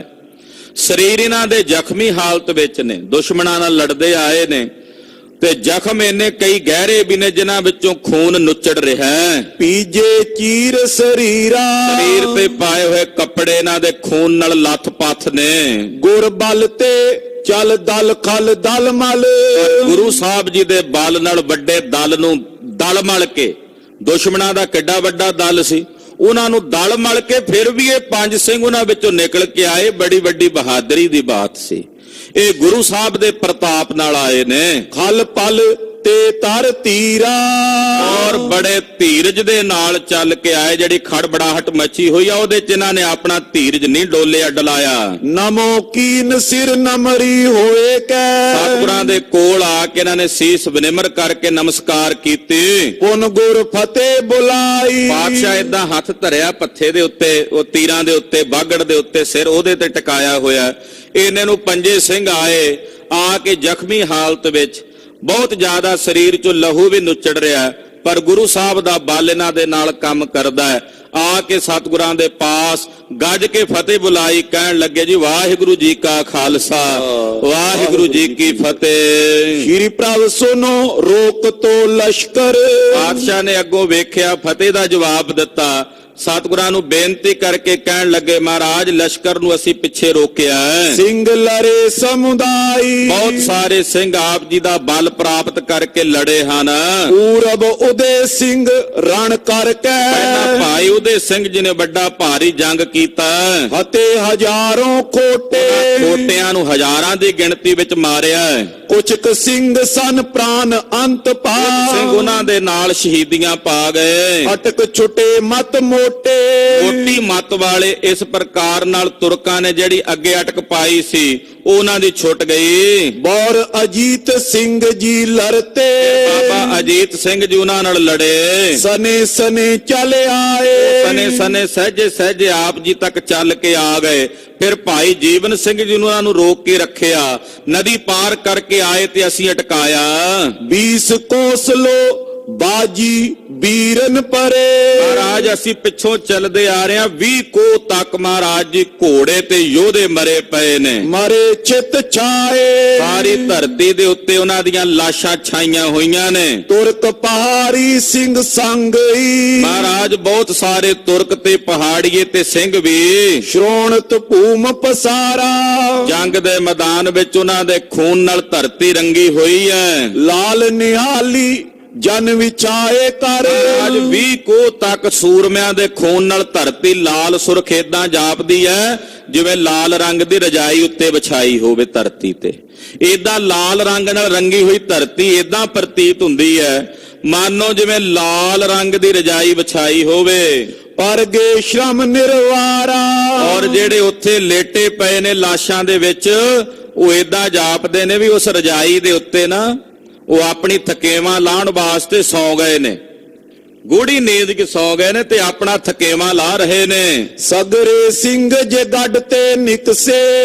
ਜਿੰਨੇ ਸਿੰਘ ਕਿਲੇ ਵਿੱਚੋਂ ਆਪ ਜੀ ਦੇ ਨਾਲ ਨਿਕਲੇ ਸਨ ਲੜ ਲੜ ਕਰ ਤਨ ਛੋਰਾ। ਸਾਰਿਆਂ ਨੇ ਲੜ ਕੇ ਆਪਣੇ ਸਰੀਰ ਤਿਆਗ ਦਿੱਤੇ, ਸ਼ਹੀਦੀਆਂ ਪਾ ਗਏ ਨੇ। ਹਮ ਪੰਚੋ ਅਰ ਸਨ ਲੜ ਲੜ ਕਰ। ਅਸੀਂ 5 ਸਿੰਘ ਉਹਨਾਂ ਵਿੱਚੋਂ ਬਚ ਕੇ ਆਏ ਆ ਦੁਸ਼ਮਣਾਂ ਨਾਲ ਲੜ ਲੜ ਕੇ। ਪਹੁੰਚੇ ਤੁਮਰੀ ਓਰਾ। ਤੁਹਾਡੇ ਤੱਕ ਪਹੁੰਚ ਕੇ ਆਏ ਹਾਂ ਗਰੀਬ ਨਵਾਜ ਤੁਹਾਡੀ ਕਿਰਪਾ ਨਾਲ। ਤੁਰਕ ਪਹਾੜੀ ਲਸ਼ਕਰ ਅਨਗਨ। ਮਹਾਰਾਜ ਤੁਰਕਾਂ ਤੇ ਪਹਾੜੀਆਂ ਦਾ ਅਣਗਿਣਤ ਲਸ਼ਕਰ ਆਵਤ ਸਕਲ ਪਿਛਾਰੀ। ਉਹ ਸਾਰੇ ਪਿੱਛੇ ਚੜ ਕੇ ਆ ਰਹੇ ਨੇ।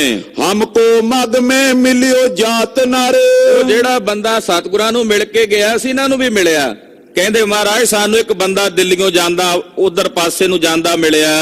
ਤਿਨੇ ਇਸ ਭਾਂਤੀ ਉਚਾਰੀ। ਉਹਨੇ ਸਾਨੂੰ ਦੱਸਿਆ ਸ਼ਾਹ ਪਠਾ 10 ਲੱਖ ਦਲ ਔਰੇ। ਬਾਦਸ਼ਾਹ ਨੇ 10 ਲੱਖ ਬੰਦਾ ਹੋਰ ਭੇਜਿਆ ਹੈ। ਖਵਾਜੇ ਮਰਦੂਦ ਆਕਾਰਾ। ਖਵਾਜੇ ਮਰਦੂਦ ਨੇ ਉਹਨਾਂ ਨੂੰ ਆਪਣੀ ਮਦਦ ਲਈ ਸੱਦਿਆ। ਗੈਬੇਤ ਸਤਗੁਰ ਕੇ ਆਇਓ। ਤੁਹਾਨੂੰ ਫੜਨ ਵਾਸਤੇ ਆਏ ਹਨ। ਪੂਰ ਪਰਾ ਬੰਦ ਲਾਰਾ। ਰਾਜ ਤੁੰਮਲ ਦੇ ਤੁੰਮਲ ਬਨ ਕੇ ਆ ਰਹੇ ਨੇ, ਜਥਿਆਂ ਦੇ ਜਥੇ ਬਣਾ ਕੇ ਆ ਰਹੇ ਨੇ। ਦਗਾ ਤੁਰਕ ਪਤ ਗਿਰਪਤ ਚਿਤਵੇਓ। ਤੁਰਕਾਂ ਨੇ ਤੇ ਪਹਾੜੀਆਂ ਨੇ ਵੱਡਾ ਭਾਰੀ ਦਗਾ ਚਿਤਵਿਆ। ਮਾਨੋ ਸਾਚ ਨਰਾਈ। ਇਹਨਾਂ ਦੀ ਗੱਲ ਰੰਚਕ ਭਰ ਵੀ ਸੱਚ ਨਹੀਂ ਸੀ, ਰਾਈ ਭਰ ਵੀ ਸੱਚ ਨਹੀਂ ਸੀ। ਇਹਨਾਂ ਨੇ ਕਸਮਾਂ ਤੋੜੀਆਂ ਨੇ। ਕਟਾ ਸਮਾਨ ਬੜੀ ਦੋ ਦਿਸ਼ਤੇ। ਮਹਾਰਾਜ ਜਿਵੇਂ ਕੋਈ ਬੱਦਲ ਨਹੀਂ ਚੜ ਕੇ ਆਉਂਦੇ ਘਟਾਵਾਂ, ਏਦਾਂ ਦੋਹਾਂ ਪਾਸਿਓਂ ਤੋਂ ਮਹਾਰਾਜ ਜੀ ਘਟਾਂ ਦੇ ਸਮਾਨ ਚੜ ਕੇ ਆ ਰਹੇ ਨੇ। ਜਮੂ ਚੜੀ ਉਮੜਾਈ। ਉਮੜ ਕੇ ਚੜੇ ਆ ਰਹੇ ਨੇ ਮਲੇਛ। ਯਤਨ ਕਰਨ ਕੋ ਅਵਸਰ ਆਚੋ। ਮਹਾਰਾਜ ਹੁਣ ਬੜਾ ਵਧੀਆ ਯਤਨ ਕਰਨ ਦਾ ਅਵਸਰ ਹੈ। ਜਿਸ ਬਿਦ ਬਨੇ ਬਣਾਵੋ। ਆਪ ਜੀ ਜੋ ਬਣਾਉਣਾ ਚਾਹੁੰਦੇ ਹੋ ਬਣਾ ਸਕਦੇ ਹੋ। ਇਸ ਵੇਲੇ ਕੁਝ ਸਮਾਂ ਆਪਣੇ ਕੋਲ ਹੈ। ਬਿਨਾ ਬਿਲਮਈ ਪਹੁੰਚੇ ਲਖੀਏ। ਕਿ ਬਿਨਾ ਦੇਰੀ ਤੋਂ ਵੀ ਸਾਡੇ ਕੋਲ ਪਹੁੰਚਣ ਹੀ ਵਾਲੇ ਹਨ। ਫਿਰ ਨੇ ਬਨੇ ਉਪਾਓ। ਇੱਥੇ ਆ ਗਏ ਫਿਰ ਆਪਣੇ ਕੋਲੋਂ ਕੋਈ ਉਪਾਅ ਨਹੀਂ ਹੋ ਸਕਣਾ। ਬਨਿਓ ਸੈਨ ਸੋ ਤੁਰਤ ਨੁਰੰਗੇ। ਮਹਾਰਾਜ ਨੁਰੰਗੇ ਨੇ ਆਪਣੀ ਸੈਨਾ ਨੂੰ ਕਹਿ ਕੇ ਭੇਜਿਆ ਮਲੇਛ ਨੇ। ਗੁਰੂ ਨਿਕਟ ਤੁਮ ਜਾਵੋ। ਕਹਿ ਕੇ ਭੇਜਿਆ ਉਹਨੇ ਆਪਣੀ ਫੌਜ ਨੂੰ ਵੀ ਤੁਸੀਂ ਗੁਰੂ ਜੀ ਦੇ ਕੋਲ ਜਾਓ। ਮਿਲੇ ਜੇ ਆਵਤ ਪੰਥ ਵਿਖੇ ਕਿਤ। ਕਹਿੰਦਾ ਵੀ ਜੇ ਰਸਤੇ ਵਿੱਚ ਤੁਹਾਨੂੰ ਕਿਤੇ ਆਉਂਦੇ ਮਿਲਦੇ ਨੇ ਤਉ ਤੁਰਤ ਗੈ ਲਿਆਵੋ। ਉਹਨਾਂ ਨੂੰ ਗ੍ਰਿਫਤਾਰ ਕਰਕੇ ਫੜ ਕੇ ਲੈ ਆਓ। ਆਪ ਰਹੇ ਕਹਿ ਕਿਨੂ ਨਾ ਮਾਨੀ। ਮਹਾਰਾਜ ਜੀ ਹੁਣ ਆਪ ਰਹੇ, ਆਪ ਜੀ ਕਹਿੰਦੇ ਰਹੇ ਕਿ ਨਾ ਜਾਓ ਆਨੰਦਪੁਰ ਸਾਹਿਬ ਛੱਡ ਕੇ। ਉਸ ਵੇਲੇ ਕਿਸੇ ਨੇ ਨਹੀਂ ਮੰਨੀ। ਮ੍ਰਿਤਿਉ ਸਬਨ ਨਿਹਰਾਈ। ਕੀ ਕਰਦੇ ਮੰਨਦੇ ਕਿਵੇਂ? ਮਹਾਰਾਜ ਕਾਲ ਜੋ ਆਇਆ ਸੀ ਉਹ ਕਾਲ ਪ੍ਰੇਰ ਕੇ ਲਾਇਆ ਸਿੰਘਾਂ ਨੂੰ ਬਾਹਰ। ਬੰਚਕ ਨਿਪੁੰਨ ਨੁਰੰਗਾ ਬਾਦੀ। ਮਹਾਰਾਜ ਏਡਾ ਵੱਡਾ ਬਾਦਸ਼ਾਹ ਕਹਾਉਣ ਵਾਲਾ ਉਹ ਵੀ ਏਡਾ ਵੱਡਾ ਠੱਗ ਨਿਕਲੇਗਾ, ਏਡਾ ਛਲੀਆ ਨਿਕਲੇਗਾ, ਇਹ ਯਕੀਨ ਨਹੀਂ ਸੀ। ਕਸਮ ਦਰੋਗ ਦਿਖਾਈ। ਉਹਨੇ ਵੀ ਝੂਠੀ ਕਸਮ ਖਾਧੀ ਆ ਕੁਰਾਨ ਦੀ। ਸਰਬ ਕਲਾ ਸਮਰੱਥ ਸਭ ਵਿਦ। ਮਹਾਰਾਜ ਤੁਸੀਂ ਸਰਬ ਪ੍ਰਕਾਰ ਕਰਕੇ ਸਰਬ ਕਲਾ ਸਮਰੱਥ ਹੋ। ਹੱਥ ਚੋਂ ਕਰੋ ਪ੍ਰਭ ਭਾਰੀ। ਤੁਹਾਡੇ ਹੱਥ ਵਿੱਚ ਸਭ ਕੁਝ ਹੈ, ਜੋ ਚਾਹੇ ਮਰਜ਼ੀ ਕਰ ਸਕਦੇ ਹੋ ਗੁਰਦੇਵ ਜੀ। ਹਮ ਅਲਪੱਗ ਕਹਾਂ ਗਤ ਜਾਣੇ। ਅਸੀਂ ਅਲਪੱਗ ਜੀਵ ਕੀ ਜਾਣੀਏ। ਊਤ ਭਵਿਖ ਔਰ ਤਾਰੀ। ਭੂਤ ਭਵਿੱਖ ਕਾਲ ਤਿੰਨਾਂ ਕਾਲਾਂ ਦੇ ਵਿੱਚ ਮਹਾਰਾਜ ਤੁਸੀਂ ਹੀ ਵੇਖਣ ਵਾਲੇ ਹੋ। ਇਮ ਸੁਨ ਕੇ ਕਲਗੀ ਧਰ ਚਿਤਵਤ। ਏਦਾਂ ਸਿੰਘਾਂ ਬੇਨਤੀ ਕੀਤੀ, ਕਲਗੀਧਰ ਜੀ ਸੋਚਦੇ ਨੇ, ਚਿਤਵਦੇ ਨੇ। ਸ਼ਾਹ ਨੁਰੰਗਾ ਦਰੋਈ। ਮਹਾਰਾਜ ਜੀ ਸੋਚਦੇ ਨੁਰੰਗਾ ਵੱਡਾ ਦਰੋਹੀ ਖੋਟਾ ਹੈ। ਸ਼ਤਰੂ ਆਏ ਅਰ ਗਿਰਪਤ ਸਗਰੇ। ਉਹ ਦੁਸ਼ਮਣ ਨੇ, ਇੱਧਰ ਪਹਾੜੀ ਰਾਜੇ ਦੁਸ਼ਮਣ ਹਨ। ਕੂੜ ਮਿਲੇ ਸਭ ਧਰੋਈ। ਇਹ ਸਾਰੇ ਦਰੋਹੀ ਤੇ ਕਪਟੀ ਝੂਠੇ ਸਾਰੇ ਆਪਸ ਵਿੱਚ ਦੁਸ਼ਟਾਂ ਦੀ ਚੌਂਕੜੀ ਰਲ ਗਈ ਹੈ। ਸਿੰਘਨ ਦਿਸ਼ ਬਿਲੋਕ ਪ੍ਰਭ ਬੋਲੇ। ਸਿੰਘਾਂ ਵੱਲ ਵੇਖ ਕੇ ਸਤਿਗੁਰੂ ਜੀ ਬੋਲੇ। ਦੇਖੋ ਗ੍ਰਾਮ ਮਝਾਰੀ। ਮਹਾਰਾਜ ਜੀ ਕਹਿੰਦੇ ਸਾਹਮਣੇ ਨਗਰ ਹੈ ਚਮਕੌਰ ਸਾਹਿਬ, ਜਾ ਕੇ ਵੇਖੋ। ਕਾਚ ਹਵੇਲੀ ਦੀਰਘ ਕੀਨਸ। ਸਾਹਮਣੇ ਇੱਕ ਵੱਡੀ ਕੱਚੀ ਗੜੀ ਹੈ, ਵੱਡੀ ਹਵੇਲੀ ਹੈ। ਉੱਚੇ ਥਾਨੀ ਉਸਾਰੀ। ਉੱਚੇ ਥਾਂ ਤੇ ਬਣੀ ਹੋਈ ਉਸਾਰੀ ਬੜੀ ਸੁੰਦਰ ਹੈ, ਅਸੀਂ ਵੇਖੀ ਹੈ ਪਹਿਲਾਂ। ਗੁਰਦੇਵ ਇੱਥੋਂ ਪਹਿਲਾਂ ਗਏ ਸਨ। ਕਹਿੰਦੇ ਕੱਚੀ ਹਵੇਲੀ, ਕੱਚੀ ਗੜੀ ਇੱਥੇ ਬਣੀ ਹੋਈ ਹੈ, ਸੁੰਦਰ ਉੱਚੇ ਥਾਂ ਤੇ। ਕਾਚੀ ਗੜੀ ਅਟਾਰੀ ਦੀਖਤ। ਕੱਚੀ ਗੜੀ ਉਹ ਸਾਹਮਣੇ ਅਟਾਰੀ ਵੀ ਦਿਸਦੀ ਆ ਜਿੱਥੇ ਮਹਾਰਾਜ ਜੀ ਬੈਠੇ ਸਨ। ਕਹਿੰਦੇ ਉਹ ਉੱਚੀ ਅਟਾਰੀ ਵੀ ਇੱਥੋਂ ਨਜ਼ਰ ਆਉਂਦੀ ਆ ਉਹਦੀ। ਜੁਗ ਚਾਤਨ ਕੀ ਹੋਵੇ। ਦੋ ਛੱਤਾਂ ਵਾਲੀ ਜਾਪਦੀ ਆ, ਵੀ ਦੋਹਰੀ ਛੱਤ ਹੈ ਉੱਪਰਲੇ ਪਾਸੇ। ਇਸਕੋ ਮਾਲਕ ਪੰਚ ਜਾਟ ਕੋ। ਇਹਦਾ ਜਿਹੜਾ ਮਾਲਕ ਹੈ ਉਹ ਪਿੰਡ ਦਾ ਪੰਚ ਹੈ, ਉਹਨੂੰ ਲੈ ਕੇ ਆਓ। ਦਇਆਨੋ ਅਮ ਜੋਵੇ। ਉਹਨੂੰ ਸਾਡੇ ਕੋਲ ਲੈ ਕੇ ਆਓ, ਉਹਨੂੰ ਅਸੀਂ ਜੋ ਕੇ ਪਰਖ ਕੇ ਵੇਖੀਏ ਕੀ ਆਖਦਾ ਹੈ। ਸੁਨ ਕਰ ਪੰਚ ਸਿੰਘ ਤਵ ਉੱਠ ਕਰ। ਮਹਾਰਾਜ ਜੀ ਦਾ ਬਚਨ ਸੁਣ ਕੇ ਪੰਜ ਸਿੰਘ ਨਗਰ ਵੱਲ ਗਏ। ਗਮਨੇ ਗ੍ਰਾਮ ਮਝਾਰਾ। ਨਗਰ ਚਮਕੌਰ ਸਾਹਿਬ ਦੇ ਵਿੱਚ ਜਦੋਂ ਗਏ, ਉਤੋਂ ਅਥਾਈ ਕੈ ਵਿੱਚ ਬੈਠਿਓ। ਆਈ ਦਾ ਮਤਲਬ ਪਿੰਡ ਦੀ ਜਿਵੇਂ ਸੱਥ ਹੁੰਦੀ ਹੈ ਨਾ, ਪਿੰਡ ਦੇ ਬੁੱਢੇ ਬਜ਼ੁਰਗ ਜਿੱਥੇ ਬੈਠੇ ਹੁੰਦੇ ਨੇ, ਉੱਥੇ ਉਹ ਸੱਥ ਦੇ ਵਿੱਚ ਸਿੰਘ ਪਹੁੰਚੇ। ਉੱਥੇ ਹੀ ਉਹ ਬੈਠਾ ਸੀ ਮਾਲਕ ਉਸ ਹਵੇਲੀ ਦਾ, ਗੜੀ ਦਾ। ਪੂਰਨ ਜਾਏ ਨਿਹਾਰਾ। ਸਿੰਘਾਂ ਨੇ ਜਾ ਕੇ ਵੇਖਿਆ। ਜ਼ਿਮੀਂਦਾਰ ਤੂੰ ਪੰਚ ਗ੍ਰਾਮ ਕੋ। ਜ਼ਿਮੀਂਦਾਰ ਜੱਟ ਸੀ, ਉਸ ਗੜੀ ਦਾ ਮਾਲਕ। ਉਹਨੂੰ ਸਿੰਘ ਜਾ ਕੇ ਕਹਿਣ ਲੱਗੇ, ਭਾਈ ਤੂੰ ਇਹਦਾ ਮਾਲਕ ਹੈ ਗੜੀ ਦਾ। ਗੁਰੂ ਹਕਾਰਨ ਕੀਨੋ। ਕਲਗੀਧਰ ਜੀ ਬਾਹਰ ਬਾਗ ਚ ਉਤਰੇ ਨੇ, ਉਹਨਾਂ ਨੇ ਤੈਨੂੰ ਆਪਣੇ ਕੋਲ ਬੁਲਾਇਆ। ਉਪਬਨ ਮੈਂ ਉਤਰੇ ਕਰੁਣਾ ਨਿਧ। ਕਰੁਣਾ ਨਿਧ ਸਤਿਗੁਰੂ ਜੀ ਬਾਗ ਦੇ ਵਿੱਚ ਉਤਰੇ ਹੋਏ ਨੇ। ਚਲਿਏ ਬਿਲਮ ਬਹੀਨੋ।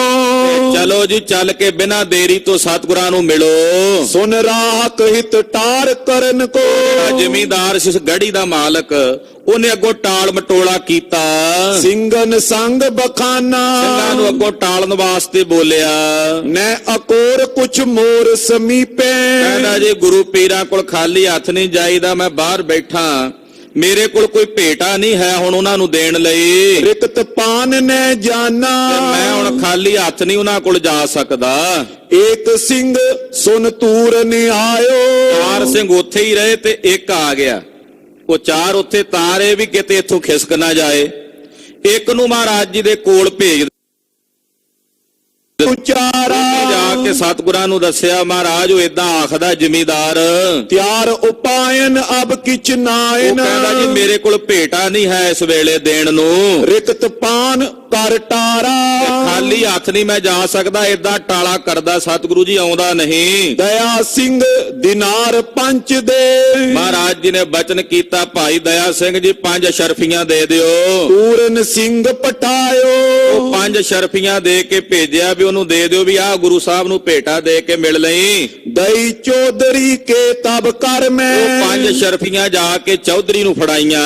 ਲੈ ਕਰ ਸੋ ਉੱਠ ਆਇਓ। ਉਹਦੇ ਕੋਲ ਅੱਗੇ ਟਾਲਾ ਕਰਨ ਨੂੰ ਕੋਈ ਸ਼ੱਕ ਨਾ ਰਿਹਾ ਵੀ ਹੁਣ ਕੀ ਟਾਲਾ ਕਰਦਾ। ਫਿਰ ਉੱਠ ਕੇ ਉਹਨੂੰ ਜਾਣਾ ਹੀ ਪਿਆ। ਉਪਬਨ ਮੈਂ ਕਰ ਸਤਗੁਰ ਦਰਸ਼ਨ। ਸਤਿਗੁਰੂ ਜੀ ਦੇ ਕੋਲ ਬਾਗ ਦੇ ਵਿੱਚ ਪਹੁੰਚਿਆ, ਆ ਕੇ ਦਰਸ਼ਨ ਕੀਤੇ।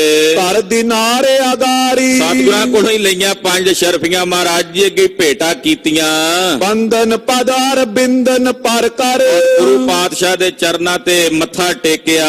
ਬੈਠਿਓ ਸ਼ੰਕਾ ਤਾਰੀ। ਮਨ 'ਚ ਸ਼ੰਕਾ ਜਾ ਰੱਖ ਕੇ ਬਹਿ ਗਿਆ ਵੀ ਉਧਰ ਦੁਸ਼ਮਣ ਇਹਨਾਂ ਦੇ ਪਿੱਛੇ ਲੱਗੇ ਨੇ, ਲੱਖਾਂ ਦੀ ਗਿਣਤੀ 'ਚ ਫੌਜ ਚੜੀ ਹੋਈ ਹੈ ਇਹਨਾਂ ਦੇ ਪਿੱਛੇ। ਬੜਾ ਜ਼ਿਆਦਾ ਸ਼ੰਕਾ ਦੇ ਵਿੱਚ ਬਹਿ ਗਿਆ। ਨਹਿ ਸਮਝਿਓ ਕਰ ਲੈਣ ਪੇਚ ਕੋ ਜੜ ਹੋਏ ਸਨਮੁਖ ਦੇਖੈ। ਇਹਨੂੰ ਇਹ ਨਹੀਂ ਸੀ ਪਤਾ ਵੀ ਗੁਰੂ ਸਾਹਿਬ ਇਹਦੀ ਗੜੀ ਚਾਹੁੰਦੇ ਨੇ, ਪਹਿਲਾਂ ਇਹਨੂੰ ਇਹਦੇ ਬਾਰੇ ਗਿਆਨ ਨਹੀਂ ਸੀ। ਤੇ ਸਾਹਮਣੇ ਬਹਿ ਗਿਆ, ਮਹਾਰਾਜ ਜੀ ਵੱਲ ਵੇਖਦਾ। ਬੂਜੀ ਕੁਸ਼ਲ ਪ੍ਰਭੂ ਨੇ ਪੂਰਬ ਮਹਾਰਾਜ ਜੀ ਨੇ ਪਹਿਲਾਂ ਇਹਦੀ ਰਾਜੀ ਖੁਸ਼ੀ ਦਾ ਸੁਨੇਹਾ ਪੁੱਛਿਆ। ਪਾਖੀ ਸ਼੍ਰੇ ਵਿਸ਼ੇਖੇ ਜੀ ਆਪ ਜੀ ਦੀ ਕਿਰਪਾ ਹੈ, ਠੀਕ ਠਾਕ ਆ। ਸਤਿਗੁਰ ਕਹਿਓ ਕਿਲਾ ਜਗ ਤੇਰੋ। ਮਹਾਰਾਜ ਜੀ ਕਹਿਣ ਲੱਗੇ ਬਈ ਸੱਜਣਾ ਤੇਰਾ ਕਿਲਾ ਆ, ਗੜੀ ਆ ਸਾਹਮਣੇ ਉੱਚੀ, ਸੋ ਹਮ ਕੋ ਦਿਖਰਾਵੋ। ਸਾਨੂੰ ਵਿਖਾ, ਅਸੀਂ ਵੇਖਣਾ ਚਾਹੁੰਦੇ ਹਾਂ ਇਸ ਪ੍ਰਕਾਰ ਕੋ ਰਚਿਓ ਪ੍ਰਕਾਰਾ। ਇਹ ਗੜੀ ਕਿੱਦਾਂ ਦੀ ਬਣਾਈ ਹੋਈ ਹੈ, ਕਿਲਾ ਕਿੱਦਾਂ ਦਾ ਬਣਾਇਆ ਹੋਇਆ ਹੈ। ਪੋਰ ਟੋਰ ਦਿੜ ਗਾਵੋ। ਵੇਖਣਾ ਚਾਹੁੰਦੇ ਆ ਵੀ ਇਹਦੇ ਦਰਵਾਜ਼ੇ ਕਿੰਨੇ ਕੁ ਮਜ਼ਬੂਤ ਨੇ, ਕੰਧਾਂ ਕਿੰਨੀਆਂ ਕੁ ਮਜ਼ਬੂਤ ਨੇ। ਸੁਨਤ ਜਾਟ ਹੈ ਰਿਓ ਉਰ ਦੀਰਗ। ਗੜੀ ਦਾ ਮਾਲਕ ਜ਼ਿਮੀਂਦਾਰ ਸੀ, ਅੱਗੋਂ ਬੜਾ ਡਰਿਆ ਹੋਇਆ ਬੋਲਿਆ। ਯਤਨ ਨਾ ਪਾਏ ਵਿਚਾਰੇ। ਹੁਣ ਕੋਈ ਸੁਝਦਾ ਨਹੀਂ ਵੀ ਆਖਾਂ ਕੀ ਜਵਾਬ ਕੀ ਦਿਆਂ। ਲਾਖੋਂ ਸ਼ਤਰੂ ਗੈਲ ਮੈਂ ਇਨਕੇ। ਸੋਚਦਾ ਵੀ ਲੱਖਾਂ ਦੁਸ਼ਮਣ ਇਹਨਾਂ ਦੇ ਪਿੱਛੇ ਪਏ ਹੋਏ ਨੇ। ਜਾਨ ਫਰੇ ਬਹੁ ਚਾਰੇ। ਇਹ ਜਾਣ ਕੇ ਨੇ ਫਰੇਬ ਕੀਤਾ, ਅੱਗੋਂ ਬੋਲਿਆ। ਮਹਾਰਾਜ ਇਹ ਦੁਰਗਨ ਜਾਨੋ। ਕਹਿਣ ਲੱਗਾ ਜੀ ਇਹ ਦੁਰਗ ਨਹੀਂ ਹੈ, ਇਹ ਕਿਲਾ ਨਹੀਂ ਹੈ। ਬਸਬੇ ਕੋ ਕਰ ਕੀਨਾ। ਇਹ ਤਾਂ ਮੇਰੀ ਹਵੇਲੀ ਹੈ ਜੀ, ਛੋਟੀ ਜੀ ਕੱਚੀ ਗੜੀ ਮੈਂ ਆਪਣੇ ਰਹਿਣ ਲਈ ਬਣਾਈ ਹੈ। ਬੁਰਜ ਨਾ ਮੁਰਚਾ ਪੋਰ ਨਾ ਗਾਡੋ। ਇਹਦੇ ਵਿੱਚ ਨਾ ਕੋਈ ਬੁਰਜ ਹੈ, ਨਾ ਕੋਈ ਮੋਰਚਾ ਪੱਕਾ। ਪਰਖਾ ਦੀਰਗ ਹੀਨਾ। ਨਾ ਹੀ ਚਾਰੇ ਪਾਸੇ ਕੋਈ ਡੂੰਗੀ ਖਾਈ ਹੈ। ਇੱਕ ਅਟਾਰੀ ਇਹ ਜੋ ਦੀਖਤ। ਆ ਉੱਚੀ ਜੀ ਅਟਾਰੀ ਇੱਕੋ ਦਿਸਦੀ ਹੈ, ਇਦਾਂ ਦੀ ਬਸ ਇਹ ਕੱਚੀ ਜੀ ਅਟਾਰੀ ਹੈ। ਕਾਬ ਨ ਲਰਬੇ ਕੇਰੀ। ਬਸ ਇਹਦੇ ਚ ਲੜਨ ਦੀ ਥਾਂ ਕੋਈ ਨਹੀਂ ਹੈ। ਇਹ ਤਾਂ ਮਹਾਰਾਜ ਹਵੇਲੀ ਆ, ਘਰ ਹੈ, ਕੋਈ ਕਿਲਾ ਥੋੜੀ ਆ ਲੜਨ ਵਾਸਤੇ। ਦੋਇ ਤ੍ਰੈ ਕਰ ਜਾਟਨ ਕੇ ਅੰਤਰ। ਸਾਡੇ 2-3 ਜੱਟਾਂ ਦੇ ਘਰ ਨੇ ਇਹਦੇ ਅੰਦਰ। ਥਾਟੀ ਪ੍ਰਾਂਤ ਨਬੇਰੀ। ਔਰ ਅਸੀਂ ਆਪਣੇ ਭਰਾਵਾਂ ਵਿੱਚ ਇਦਾਂ 3 ਭਰਾਵਾਂ ਨੇ ਵੰਡੀ ਹੋਈ ਹੈ। ਇਹਦੇ ਵਿੱਚ ਸਾਡੇ 2-3 ਘਰ ਨੇ, ਜਿਹੜੀ ਇਹ ਗੜੀ ਹੈ ਅਸੀਂ ਇਹ ਭਰਾਵਾਂ ਨੇ ਵੰਡੀ ਹੋਈ ਹੈ। ਪੁੰਜ ਤ੍ਰਿਯਨ ਕੋ ਪਰਦਾ ਰਾਖੇ। ਫਿਰ ਅੰਦਰ ਸਾਡੀਆਂ ਇਸਤਰੀਆਂ ਨੇ ਜੀ, ਅਸੀਂ ਪਰਦੇ 'ਚ ਰੱਖਦੇ ਹੁੰਨੇ ਆ। ਬਸੇ ਇਸੀ ਕੇ ਮਾਈ। ਉਹ ਇਹਦੇ ਅੰਦਰ ਹੀ ਰਹਿੰਦੀਆਂ ਹਨ। ਨਾਏ ਤਾਂ ਮੈਂ ਤੁਮ ਕੋਲੇ ਚਾਲਤ। ਇਹ ਤਾਂ ਮੈਂ ਤੁਹਾਨੂੰ ਲੈ ਹੀ ਜਾਂਦਾ ਜੀ, ਸਾਡੀਆਂ ਇਸਤਰੀਆਂ ਨੇ ਘਰ ਵਿੱਚ ਪਰਦੇ 'ਚ ਰੱਖੀਆਂ ਹੋਈਆਂ। ਪਿਕਨ ਅਟਕ ਕਿਛ ਨਾਈ। ਉਹਦਾ ਵੇਖਣ ਨੂੰ ਕੋਈ ਅਟਕ ਨਹੀਂ ਹੈ, ਪਰ ਇਸ ਕਰਕੇ ਅਸੀਂ ਤੁਹਾਨੂੰ ਮੈਂ ਲਿਜਾ ਨਹੀਂ ਸਕਦਾ। ਇਹਦਾ ਬਹਾਨਾ ਲਾਉਂਦਾ, ਅੱਗੋਂ ਟਾਲਾ ਕਰਦਾ। ਬੋ ਪ੍ਰਾਤਨ ਕੋ ਸਾਂਝਾ ਕਰੇ। ਜੇ ਮੇਰੇ ਇਕੱਲੇ ਦਾ ਹੁੰਦਾ ਤਾਂ ਵੀ ਜੀ ਸਾਡਾ ਤਾਂ ਸਾਂਝਾ ਹੈ ਜੀ ਭਰਾਵਾਂ ਦਾ। ਪ੍ਰਵਸ਼ੇ ਨਾ ਪੁਰਖ ਬਿਰਾਨਾ। ਅਸੀਂ ਬਗਾਨੇ ਬੰਦੇ ਨੂੰ ਨਹੀਂ ਅੰਦਰ ਜਾਣ ਦਿੰਦੇ। ਵੱਡੇ ਹਮਾਰੇ ਹੇਤ ਮਰਿਆਦਾ। ਸਾਡੇ ਵੱਡਿਆਂ ਨੇ ਮਰਿਆਦਾ ਬਣਾਈ ਹੋਈ ਹੈ, ਸਾਡੇ ਜਿਹੜੇ ਬਜ਼ੁਰਗ ਨੇ ਉਹਨਾਂ ਨੇ ਮਰਿਆਦਾ ਬਣਾਈ ਹੋਈ ਆ। ਅਸੀਂ ਬਗਾਨੇ ਬੰਦੇ ਨੂੰ ਆਪਣੇ ਘਰ ਨਹੀਂ ਅੰਦਰ ਜਾਣ ਦਿੰਦੇ। ਮੈਂ ਨੇਮ ਬਖਾਨਾ। ਇਹ ਤਾਂ ਸਾਡੀ ਨਿਯਮ ਹੈ, ਸਾਡਾ ਨੇਮ ਕੀਤਾ ਹੋਇਆ। ਲਰਬੇ ਉਚਤ ਹੋਤੋ ਜੇ ਗੜ ਏ। ਮਹਾਰਾਜ ਜੇ ਲੜਨ ਯੋਗ ਹੁੰਦਾ ਇਹ ਕਿਲਾ, ਚਿੰਤਾ ਹੋਤ ਨ ਕੋਈ। ਫਿਰ ਤਾਂ ਕੋਈ ਚਿੰਤਾ ਹੀ ਨਹੀਂ ਸੀ। ਮਹਾਰਾਜ ਜਿਵੇਂ ਮਰਜ਼ੀ ਆਪ ਜੀ ਜਾਂਦੇ, ਤਾਂ ਘਰ ਹੈ ਸਾਡਾ। ਤੁਮ ਤੇ ਆਛੋ ਅਪਰ ਕੌਣ ਹੋਏ। ਮਹਾਰਾਜ ਤੁਹਾਨੂੰ ਤੁਹਾਡੇ ਤੋਂ ਚੰਗਾ ਸਾਨੂੰ ਕੌਣ ਹੈ। ਜੇ ਲੜਨ ਵਾਸਤੇ ਹੁੰਦਾ ਤੇ ਜੀ ਸਦਕੇ ਜਾਂਦੇ ਮਹਾਰਾਜ।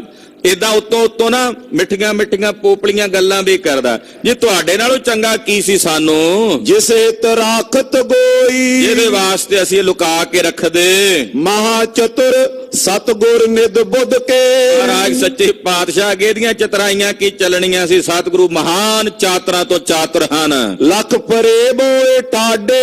ਪਾਤਸ਼ਾਹ ਨੇ ਇਹਦਾ ਫਰੇਬ ਜਾਣਿਆ ਤੇ ਉੱਠ ਕੇ ਖਲੋਤੇ। ਸਿੰਘਨ ਤੇ ਪਕਰਾਏ ਜਾਟ ਕੋ। ਮਹਾਰਾਜ ਜੀ ਆਖਿਆ ਭਾਈ ਜਿੰਨੀ ਮਾਇਆ ਚਾਹੀਦੀ ਆ ਲੈ ਲੈ ਇਹਦੀ, ਸਾਨੂੰ ਹੁਣ, ਕਿਉਂਕਿ ਉੱਥੋਂ ਹੁਣ ਕੋਈ ਹੋਰ ਰਸਤਾ ਵੀ ਨਹੀਂ ਸੀ। ਇਹ ਹੁਣ ਟਾਲ ਮਟੋਲਾ ਕਰਦਾ। ਪਹਿਲਾਂ ਪਿਆਰ ਨਾਲ ਕਿਹਾ, ਫਿਰ ਮਾਇਆ ਵੀ ਇਹਨੂੰ ਦਿੱਤੀ, ਫਿਰ ਵੀ ਨਾ ਮੰਨੇ।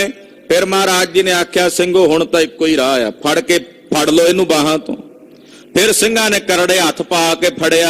ਮੈਂ ਝੂਟੇ ਗੱਡ ਗਾਡੇ। ਮਹਾਰਾਜ ਜੀ ਕਹਿੰਦੇ ਚਲੋ ਲੈ ਚਲੋ ਨਾਲ, ਆਪੇ ਹੁਣ ਦੱਸੇਗਾ ਕਿਲਾ ਕਿੱਥੇ ਆ ਇਹਦਾ। ਸੰਗ ਸ਼ੀਘਰਤਾ ਚੜੇ ਤੁਰੰਗ। ਮਹਾਰਾਜ ਜੀ ਨਾਲ ਛੇਤੀ ਚੜ ਪਏ ਘੋੜੇ ਤੇ। ਚਲੇ ਗ੍ਰਾਮ ਕੋ ਆਏ। ਨਗਰ ਵਾਲੇ ਪਾਸੇ ਨੂੰ ਆਏ। ਦੁਰਬਲ ਜਾਟ ਪਿੱਕੀ ਹੋਈ ਕੇ ਆਈ। ਉੱਥੇ ਹੀ ਰਸਤੇ ਵਿੱਚ ਇੱਕ ਵਿਚਾਰਾ ਗਰੀਬੂ ਜਿਹਾ, ਉਹਦਾ ਨਾਂ ਸੀ ਗਰੀਬੂ ਦਾਸ ਹੀ ਨਾਂ ਸੀ, ਉਹ ਵੀ ਇਸ ਗੜੀ ਦਾ ਮਾਲਕ ਸੀ। ਤੈਸੋ ਪ੍ਰਭੂ ਅਲਾਏ। ਮਹਾਰਾਜ ਜੀ ਨੂੰ ਮਿਲ ਪਿਆ। ਅੱਗੋਂ ਸਤਿਗੁਰੂ ਜੀ ਕਹਿਣ ਲੱਗੇ ਕਹਾਂ ਦੁਰਗ ਕੋ ਪੋਰ ਬਤਾਓ। ਇਹ ਨਹੀਂ ਸੀ ਦੱਸਦਾ ਮਹਾਰਾਜ ਜੀ ਉਹਨੂੰ ਪੁੱਛਦੇ ਵੀ ਦੱਸ ਇਹ ਜਿਹੜਾ ਸਾਹਮਣੇ ਕਿਲਾ ਇਹਦਾ ਦਰਵਾਜ਼ਾ ਕਿਹੜੇ ਪਾਸੇ ਹੈ? ਚਲ ਆਗੇ ਖੁਲਵਾਵੋ ਚੱਲ ਅੱਗੇ ਚੱਲ ਕੇ ਸਾਨੂੰ ਦੱਸ। ਏਰ ਨਹੇਤ ਹਮੋਨੇ ਬਰਨਿਓ ਅਸੀਂ ਬਸ ਵੇਖਣਾ ਹੈ ਪਹਿਲਾਂ ਇਹਨੂੰ। ਸਕਲ ਭੇਤ ਸਮਝਾਵੋ ਸਾਡਾ ਸਾਰਾ ਭੇਤ ਇਸ ਕਿਲੇ ਦਾ ਗੜੀ ਦਾ ਸਾਨੂੰ ਸਮਝਾ। ਹੱਥ ਜੋੜ ਬੋਲਿਓ ਸੁਨ ਪ੍ਰਭ ਜੀ ਉਹ ਅੱਗੋਂ ਹੱਥ ਜੋੜ ਕੇ ਬੋਲਿਆ, ਕਹਿਣ ਲੱਗਾ ਸਤਿਗੁਰੂ ਜੀ ਐ ਮਾਲਕ ਅਧ ਕੇਰੋ ਮਹਾਰਾਜ ਮੈਂ ਇਸ ਗੜੀ ਦਾ ਅੱਧਾ ਮਾਲਕ ਆ, ਪਰ ਆ ਮੇਰੇ ਨਾਲ ਧੱਕਾ ਕਰਦਾ ਹੈ। ਉਹ ਕਹਿਣ ਲੱਗਾ ਮਹਾਰਾਜ ਇਹ ਤਾਂ ਧੰਨਵਾਦ ਆਪ ਜੀ ਆ ਗਏ ਹੋ, ਇਹਨੇ ਤਾਂ ਮੈਨੂੰ ਬਾਹਰ ਕੱਢਿਆ ਹੋਇਆ, ਗੜੀ ਦੇ ਵਿੱਚ ਛੋਟਾ ਜਿਹਾ ਥਾਂ ਮੈਨੂੰ ਦਿੱਤਾ ਹੋਇਆ, ਵੈਸੇ ਮੈਂ ਇਹਦਾ ਅੱਧ ਦਾ ਮਾਲਕ ਆ, ਬਾਕੀ ਇਹ ਸਾਰੇ ਤੇ ਕਬਜ਼ਾ ਕਰੀ ਬੈਠਾ। ਕਰਦਾਰਦ ਸਭ ਗੁਜਰ ਤੰਗ ਮਹਾਰਾਜ ਮੈਂ ਬੜਾ ਗਰੀਬ, ਮੇਰੀ ਤਾਂ ਘਰ 'ਚ ਰੋਟੀ ਵੀ ਔਖੀ ਪੱਕਦੀ ਹੈ। ਵਧਿਓ ਸ਼ਰੀਕਾ ਮੇਰੋ ਇਹ ਸ਼ਰੀਕਾ ਜਿਹੜਾ ਮੇਰਾ ਇਹ ਵਧਿਆ ਹੋਇਆ ਮੇਰੇ ਸਿਰ ਤੇ, ਇਹ ਕੁਛ ਦਰਬ ਦਿਓ ਅਬ ਮੋਕੋ ਅੱਜ ਮੈਨੂੰ ਥੋੜੀ ਜੀ ਮਾਇਆ ਦੇ ਦਿਓ ਤੇ ਮੈਂ ਤੁਹਾਨੂੰ ਰਸਤਾ ਵੀ ਦੇ ਦੇਣਾ ਅੰਦਰ ਜਾਣ ਦਾ। ਇਹਨੂੰ ਕੀ ਦੇਣੀ ਆ ਮਲੇਸ਼ ਨੂੰ? ਮਹਾਰਾਜ ਹੱਕ ਤਾਂ ਮੇਰਾ ਹੈ, ਇਹਦੇ ਵਿੱਚ ਅੱਧ ਦਾ ਮਾਲਕ ਮੈਂ ਹਾਂ। ਗੜਦੈ ਹੋ ਤੁਮ ਤਾਈ ਮਹਾਰਾਜ ਜਿਹੜਾ ਮੇਰਾ ਹਿੱਸਾ ਮੈਂ ਤੁਹਾਨੂੰ ਦਿੰਨਾ, ਤੁਸੀਂ ਉਹਦੇ 'ਚ ਪ੍ਰਵੇਸ਼ ਕਰੋ, ਕਿਉਂਕਿ ਇਹ ਤਾਂ ਜਾਣ ਨਹੀਂ ਦਿੰਦਾ, ਮੈਨੂੰ ਵੀ ਬਾਹਰ ਕੱਢਿਆ ਹੋਇਆ। ਤੁਸੀਂ ਆਪ ਮਹਾਰਾਜ ਜੀ ਜਾ ਕੇ ਕਬਜ਼ਾ ਕਰ ਲਵੋ। ਜੇ ਖੋਲੇ ਨਹੀਂ ਪ੍ਰਾਤ ਕਿਵਾਰਾ ਇਹ ਨਹੀਂ ਖੋਲਦਾ ਦਰਵਾਜ਼ਾ, ਫਿਰ ਅੰਤਰ ਦਿੜਤਾਈ ਮਹਾਰਾਜ ਇਹ ਅੰਦਰ ਦਰਵਾਜ਼ਾ ਬੰਦ ਕੀਤਾ ਹੋਇਆ ਨਹੀਂ ਖੋਲਦੇ। ਮਮ ਕਰ ਮੈਂ ਇੱਕ ਅਲਪ ਦਵਾਰ ਇਧਰਲੇ ਪਾਸੇ ਮੈਂ ਰਹਿਣਾ ਨਾ ਮਹਾਰਾਜ, ਇੱਕ ਛੋਟਾ ਜਿਹਾ ਦਰਵਾਜ਼ਾ ਅੰਦਰ ਜਾਣ ਵਾਸਤੇ ਇਸੇ ਕਿਲੇ ਦੇ। ਤੈਂ ਕੋ ਕਰੋ ਪ੍ਰਵੇਸ਼ਾ ਆਪ ਜੀ ਉੱਥੋਂ ਪ੍ਰਵੇਸ਼ ਕਰ ਜਾਓ। ਪੀਤਰ ਹੈ ਤੁਮ ਪਿਖ ਕਰ ਲਾਇਤ ਅੰਦਰ ਜਾ ਕੇ ਤੁਸੀਂ ਵੇਖ ਲਓ, ਜੇ ਤੁਹਾਡੇ ਲਾਇਕ ਹੈ ਤੇ ਤੁਸੀਂ ਆਪਣਾ ਮੋਰਚਾ ਕਰ ਲਓ, ਚਾਹੋ ਕਰੋ ਕ੍ਰਿਤ ਤੈਸਾ ਤੁਹਾਡੀ ਜੋ ਇੱਛਾ ਹੋਵੇ ਕਰ ਲੈਣਾ। ਸੁਨ ਸ਼੍ਰੀ ਪ੍ਰਭ ਤਰਗਸ ਤੇ ਬਾਰ ਮਹਾਰਾਜ ਜੀ ਨੇ ਉਸੇ ਵਕਤ ਕੁਝ ਮਾਇਆ ਜਿਹੜੀ ਸੀ ਅਸ਼ਰਫੀਆਂ ਮੋਹਰ 50 ਨਿਕਾਰੀ 50 ਮੋਹਰਾਂ ਮਹਾਰਾਜ ਜੀ ਨੇ ਇਹਨੂੰ ਦਿੱਤੀਆਂ ਸੋਨੇ ਦੀਆਂ, ਕਹਿੰਦੇ ਲੈ ਬਈ ਇਹ ਤੂੰ ਲੈ ਲੈ। ਦੁਰਬਲ ਜ਼ਿਮੀਂਦਾਰ ਕਰ ਦੀਨਸ ਉਹ ਵਿਚਾਰਾ ਜਿਹੜਾ ਗਰੀਬ ਜਿਹਾ ਜ਼ਿਮੀਂਦਾਰ ਸੀ, ਅੱਧ ਦਾ ਮਾਲਕ ਸੀ ਇਸ ਗੜੀ ਦਾ, ਹਰਕਤ ਚਲਿਓ ਅਗਾਰੀ ਉਹ ਬੜੀ ਖੁਸ਼ੀ ਅੱਗੇ ਚੱਲ ਪਿਆ।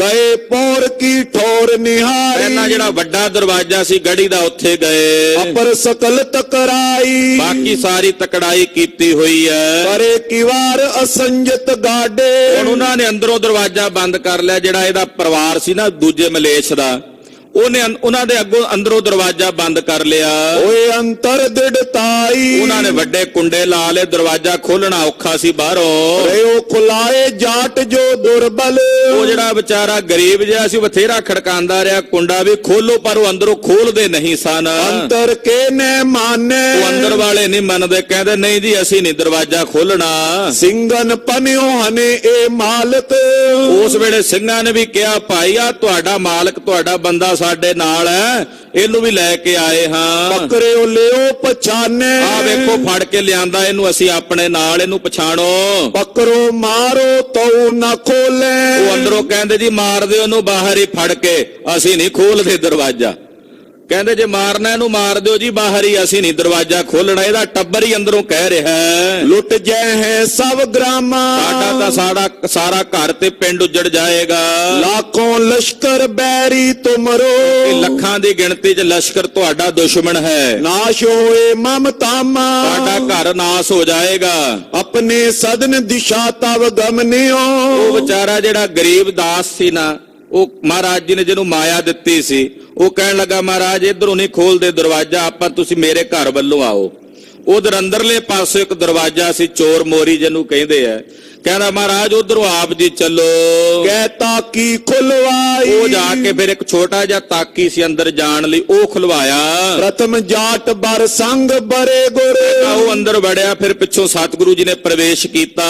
ਤਜ ਤੁਰੰਗ ਤਿਸ ਥਾਈ ਘੋੜਾ ਕਿਉਂਕਿ ਅੰਦਰ ਨਹੀਂ ਸੀ ਜਾ ਸਕਦਾ, ਘੋੜਾ ਬਾਹਰ ਹੀ ਛੱਡਿਆ। ਪੰਜ ਸਿੰਘ ਪੁਨ ਤਜ ਤਜ ਹਿਆ ਕੋ ਪੰਜ ਸਿੰਘ ਹੋਰ ਮਹਾਰਾਜ ਜੀ ਦੇ ਨਾਲ ਘੋੜੇ ਛੱਡ ਕੇ ਗਏ ਅੰਦਰ। ਅੰਤਰ ਪਏ ਪ੍ਰਵੇਸ਼ਾ ਇਸ ਗੜੀ ਦੇ ਵਿੱਚ ਪ੍ਰਵੇਸ਼ ਕੀਤਾ। ਖੋਲ ਪੋਰ ਕੋ ਸਿੰਘ ਬਰੇ ਤਵ ਜਾ ਕੇ ਵੱਡਾ ਦਰਵਾਜ਼ਾ ਅੰਦਰੋਂ ਸਿੰਘਾਂ ਨੇ ਖੋਲਿਆ। ਬਾਕੀ ਦੇ ਸਿੰਘ ਫਿਰ ਘੋੜਿਆਂ ਸਮੇਤ ਕਿਲੇ ਦੇ ਵਿੱਚ ਗਏ ਗੜੀ 'ਚ। ਕਈ ਸਜਾਏ ਵਿਸ਼ੇਸ਼ਾ ਜਿਹੜੇ ਅੰਦਰ ਸਨ ਫਿਰ ਉਹਨਾਂ ਨੂੰ ਤਾੜਨਾ ਵੀ ਕੀਤੀ ਕਿ ਭਾਈ ਤੁਸੀਂ ਆਹਦਾ ਵੀ ਇਹਦਾ ਹਿੱਸਾ, ਇਹਨੂੰ ਅਸੀਂ ਮਾਇਆ ਵੀ ਦੇ ਦਿੱਤੀ ਹੈ, ਪਰ ਅਸੀਂ ਇੱਥੇ ਕਿਹੜਾ ਪੱਕਾ ਟਿਕਾਣਾ ਕਰਨਾ। ਸਾਨੂੰ ਲੜਨ ਵਾਸਤੇ ਜਗ੍ਹਾ ਚਾਹੀਦੀ ਆ, ਮੋਰਚੇ ਚਾਹੀਦੇ ਨੇ। ਤੁਸੀਂ ਆਪਣਾ ਪਰਿਵਾਰ ਬਚਾਣਾ, ਰਾਜਸਾਜ ਜਿਹੜਾ ਲੈ ਕੇ ਇੱਥੋਂ ਚਲੇ ਜਾਓ, ਨਹੀਂ ਤਾਂ ਇੱਥੇ ਦੁਸ਼ਮਣਾਂ ਨੇ ਆਉਣਾ, ਵਿੱਚ ਮਾਰੇ ਜਾਓਗੇ। ਦਏ ਨਿਕਾਰ ਵੈਰ ਨਰ ਤ੍ਰਿਆ ਸਭ। ਜਿੰਨੀਆਂ ਇਸਤਰੀਆਂ ਪੁਰਖ ਜਿਹੜੇ ਅੰਦਰ ਰਹਿੰਦੇ ਸੀ ਉਹਨਾਂ ਨੂੰ ਬੜੇ ਅਦਬ ਨਾਲ ਉੱਥੋਂ ਗੜੀ ਦੇ ਵਿੱਚੋਂ ਬਾਹਰ ਨੂੰ ਭੇਜ ਦਿੱਤਾ। ਲਰਨ ਸਮਗਰੀ ਅੰਤਰ ਲੇਗਨ। ਤੇ ਲੜਨ ਦਾ ਜਿਹੜਾ ਰਾਗ ਸਾਗ ਸਿੰਘਾਂ ਦੇ ਕੋਲ ਸੀਗਾ ਉਹ ਸਾਰਾ ਗੜੀ ਦੇ ਵਿੱਚ ਅੰਦਰ ਲੈ ਗਏ। ਡਿੜਕੀ ਨੌ ਚੋਂ ਪਾਸਾ। ਔਰ ਚਾਰੇ ਪਾਸਿਓਂ ਗੜੀ ਨੂੰ ਪੱਕਿਆਂ ਕਰ ਲਿਆ, ਯਾਨੀ ਕਿ ਮੋਰਚੇ ਬੰਦੀ ਕਰ ਲਈ। ਕਰੀ ਮੋਰਚਾ ਬੰਦੀ ਤਤ ਛਿਨ। ਤਤ ਛਿਨ ਮੋਰਚਾ ਬੰਦੀ ਕਰ ਲਈ ਖਾਲਸੇ ਨੇ। ਬਾਹੀ ਪੋਰ ਅਟਾਰੀ। ਔਰ ਜਿੰਨੀਆਂ ਉੱਤੇ ਅਟਾਰੀਆਂ ਸੀ ਦਰਵਾਜ਼ੇ ਦੀਆਂ ਬਾਹੀਆਂ ਸਨ, ਸਾਰੀਆਂ ਕਬਜ਼ੇ ਕਰ ਲਈਆਂ। ਚਇਓ ਜੋ ਅੰਤਰ ਸੰਚਨ ਕਰਕੇ। ਜਿਹੜੇ ਕੋਈ ਸਮਾਨ ਚਾਹੀਦਾ ਸੀ ਬਾਹਰੋਂ ਛੇਤੀ ਨਾਲ ਅੰਦਰ ਇਕੱਠਾ ਕਰਕੇ ਰੱਖ ਲਿਆ। ਬੈਠੇ ਗੁਰ ਪਟ ਭਾਰੀ। ਸਤਿਗੁਰੂ ਜੀ ਵੀ ਅੰਦਰ ਯੋਧਿਆਂ ਸਮੇਤ ਜਾ ਕੇ ਬਹਿ ਗਏ। ਮਹਾਨ ਸੂਰਮੇ ਕਲਗੀਧਰ ਪਾਤਸ਼ਾਹ ਚਮਕੌਰ ਸਾਹਿਬ ਦੇ ਵਿੱਚ ਗੜੀ ਦੇ ਅੰਦਰ ਬੈਠੇ ਜਿਵੇਂ ਸਾਵਧਾਨੀ ਕਰ ਰਹੇ ਨੇ। ਉਹ ਕਥਾ ਆਪ ਜੀ ਅਗਲਿਆਂ ਪ੍ਰਸੰਗਾਂ ਵਿੱਚ ਸਰਵਣ ਕਰੋਗੇ। ਗਰੀਬ ਨਵਾਜ਼ ਸਾਹਿਬ ਜੀ ਦਾ ਪਵਿੱਤਰ ਪਾਵਨ ਇਤਿਹਾਸ ਕਥਨ ਕਰਦਿਆਂ ਹੋਈਆਂ ਭੁੱਲਾਂ ਚੁੱਕਾਂ ਦੀ ਖਿਮਾ। ਵਾਹਿਗੁਰੂ ਵਾਹਿਗੁਰੂ ਵਾਹਿਗੁਰੂ ਵਾਹਿਗੁਰੂ ਵਾਹਿਗੁਰੂ ਵਾਹਿਗੁਰੂ ਵਾਹਿਗੁਰੂ ਵਾਹਿਗੁਰੂ ਵਾਹਿਗੁਰੂ ਵਾਹਿਗੁਰੂ ਵਾਹਿਗੁਰੂ ਵਾਹਿਗੁਰੂ ਵਾਹਿਗੁਰੂ ਵਾਹਿਗੁਰੂ ਵਾਹਿਗੁਰੂ ਵਾਹਿਗੁਰੂ। ਹੈ ਅਚੁੱਤ ਹੈ ਪਾਰ ਬ੍ਰਹਮ ਨਾਸੀ ਅਗਨਾਸ।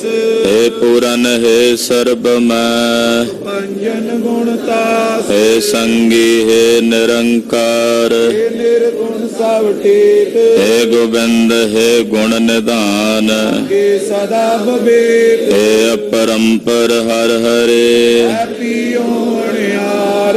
ਹੈ ਸੰਤਹ ਕੈ ਸਦਾ ਸੰਗ ਧਾਰਾ ਆਧਾਰ। ਹੈ ਠਾਕੁਰ ਹੋ ਦਾਸਰੋ ਨਿਰਗੁਣ ਗੁਣ ਨਹੀਂ ਕੋਏ। ਨਾਨਕ ਦੀਜੈ ਨਾਮਦਾਨ ਕੋਈ ਆਪਰੋ ਆਏ ਪ੍ਰਭ ਸ਼ਰਣਾਗਤੀ ਕਿਰਪਾ ਨਿਧ ਦਿਆਲ।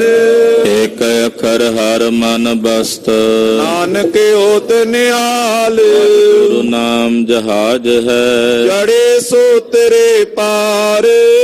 ਸ਼ਰਧਾ ਕਰ ਸੇਵੰਦੇ ਗੁਰ ਪਾਰੇ ਉਤਾਰ ਨਿਹਾਰ। ਗੁਰੂ ਨਾਮ ਜਹਾਜ ਹੈ ਜੜੇ ਸੋ ਤੇਰੇ ਪਾਰ।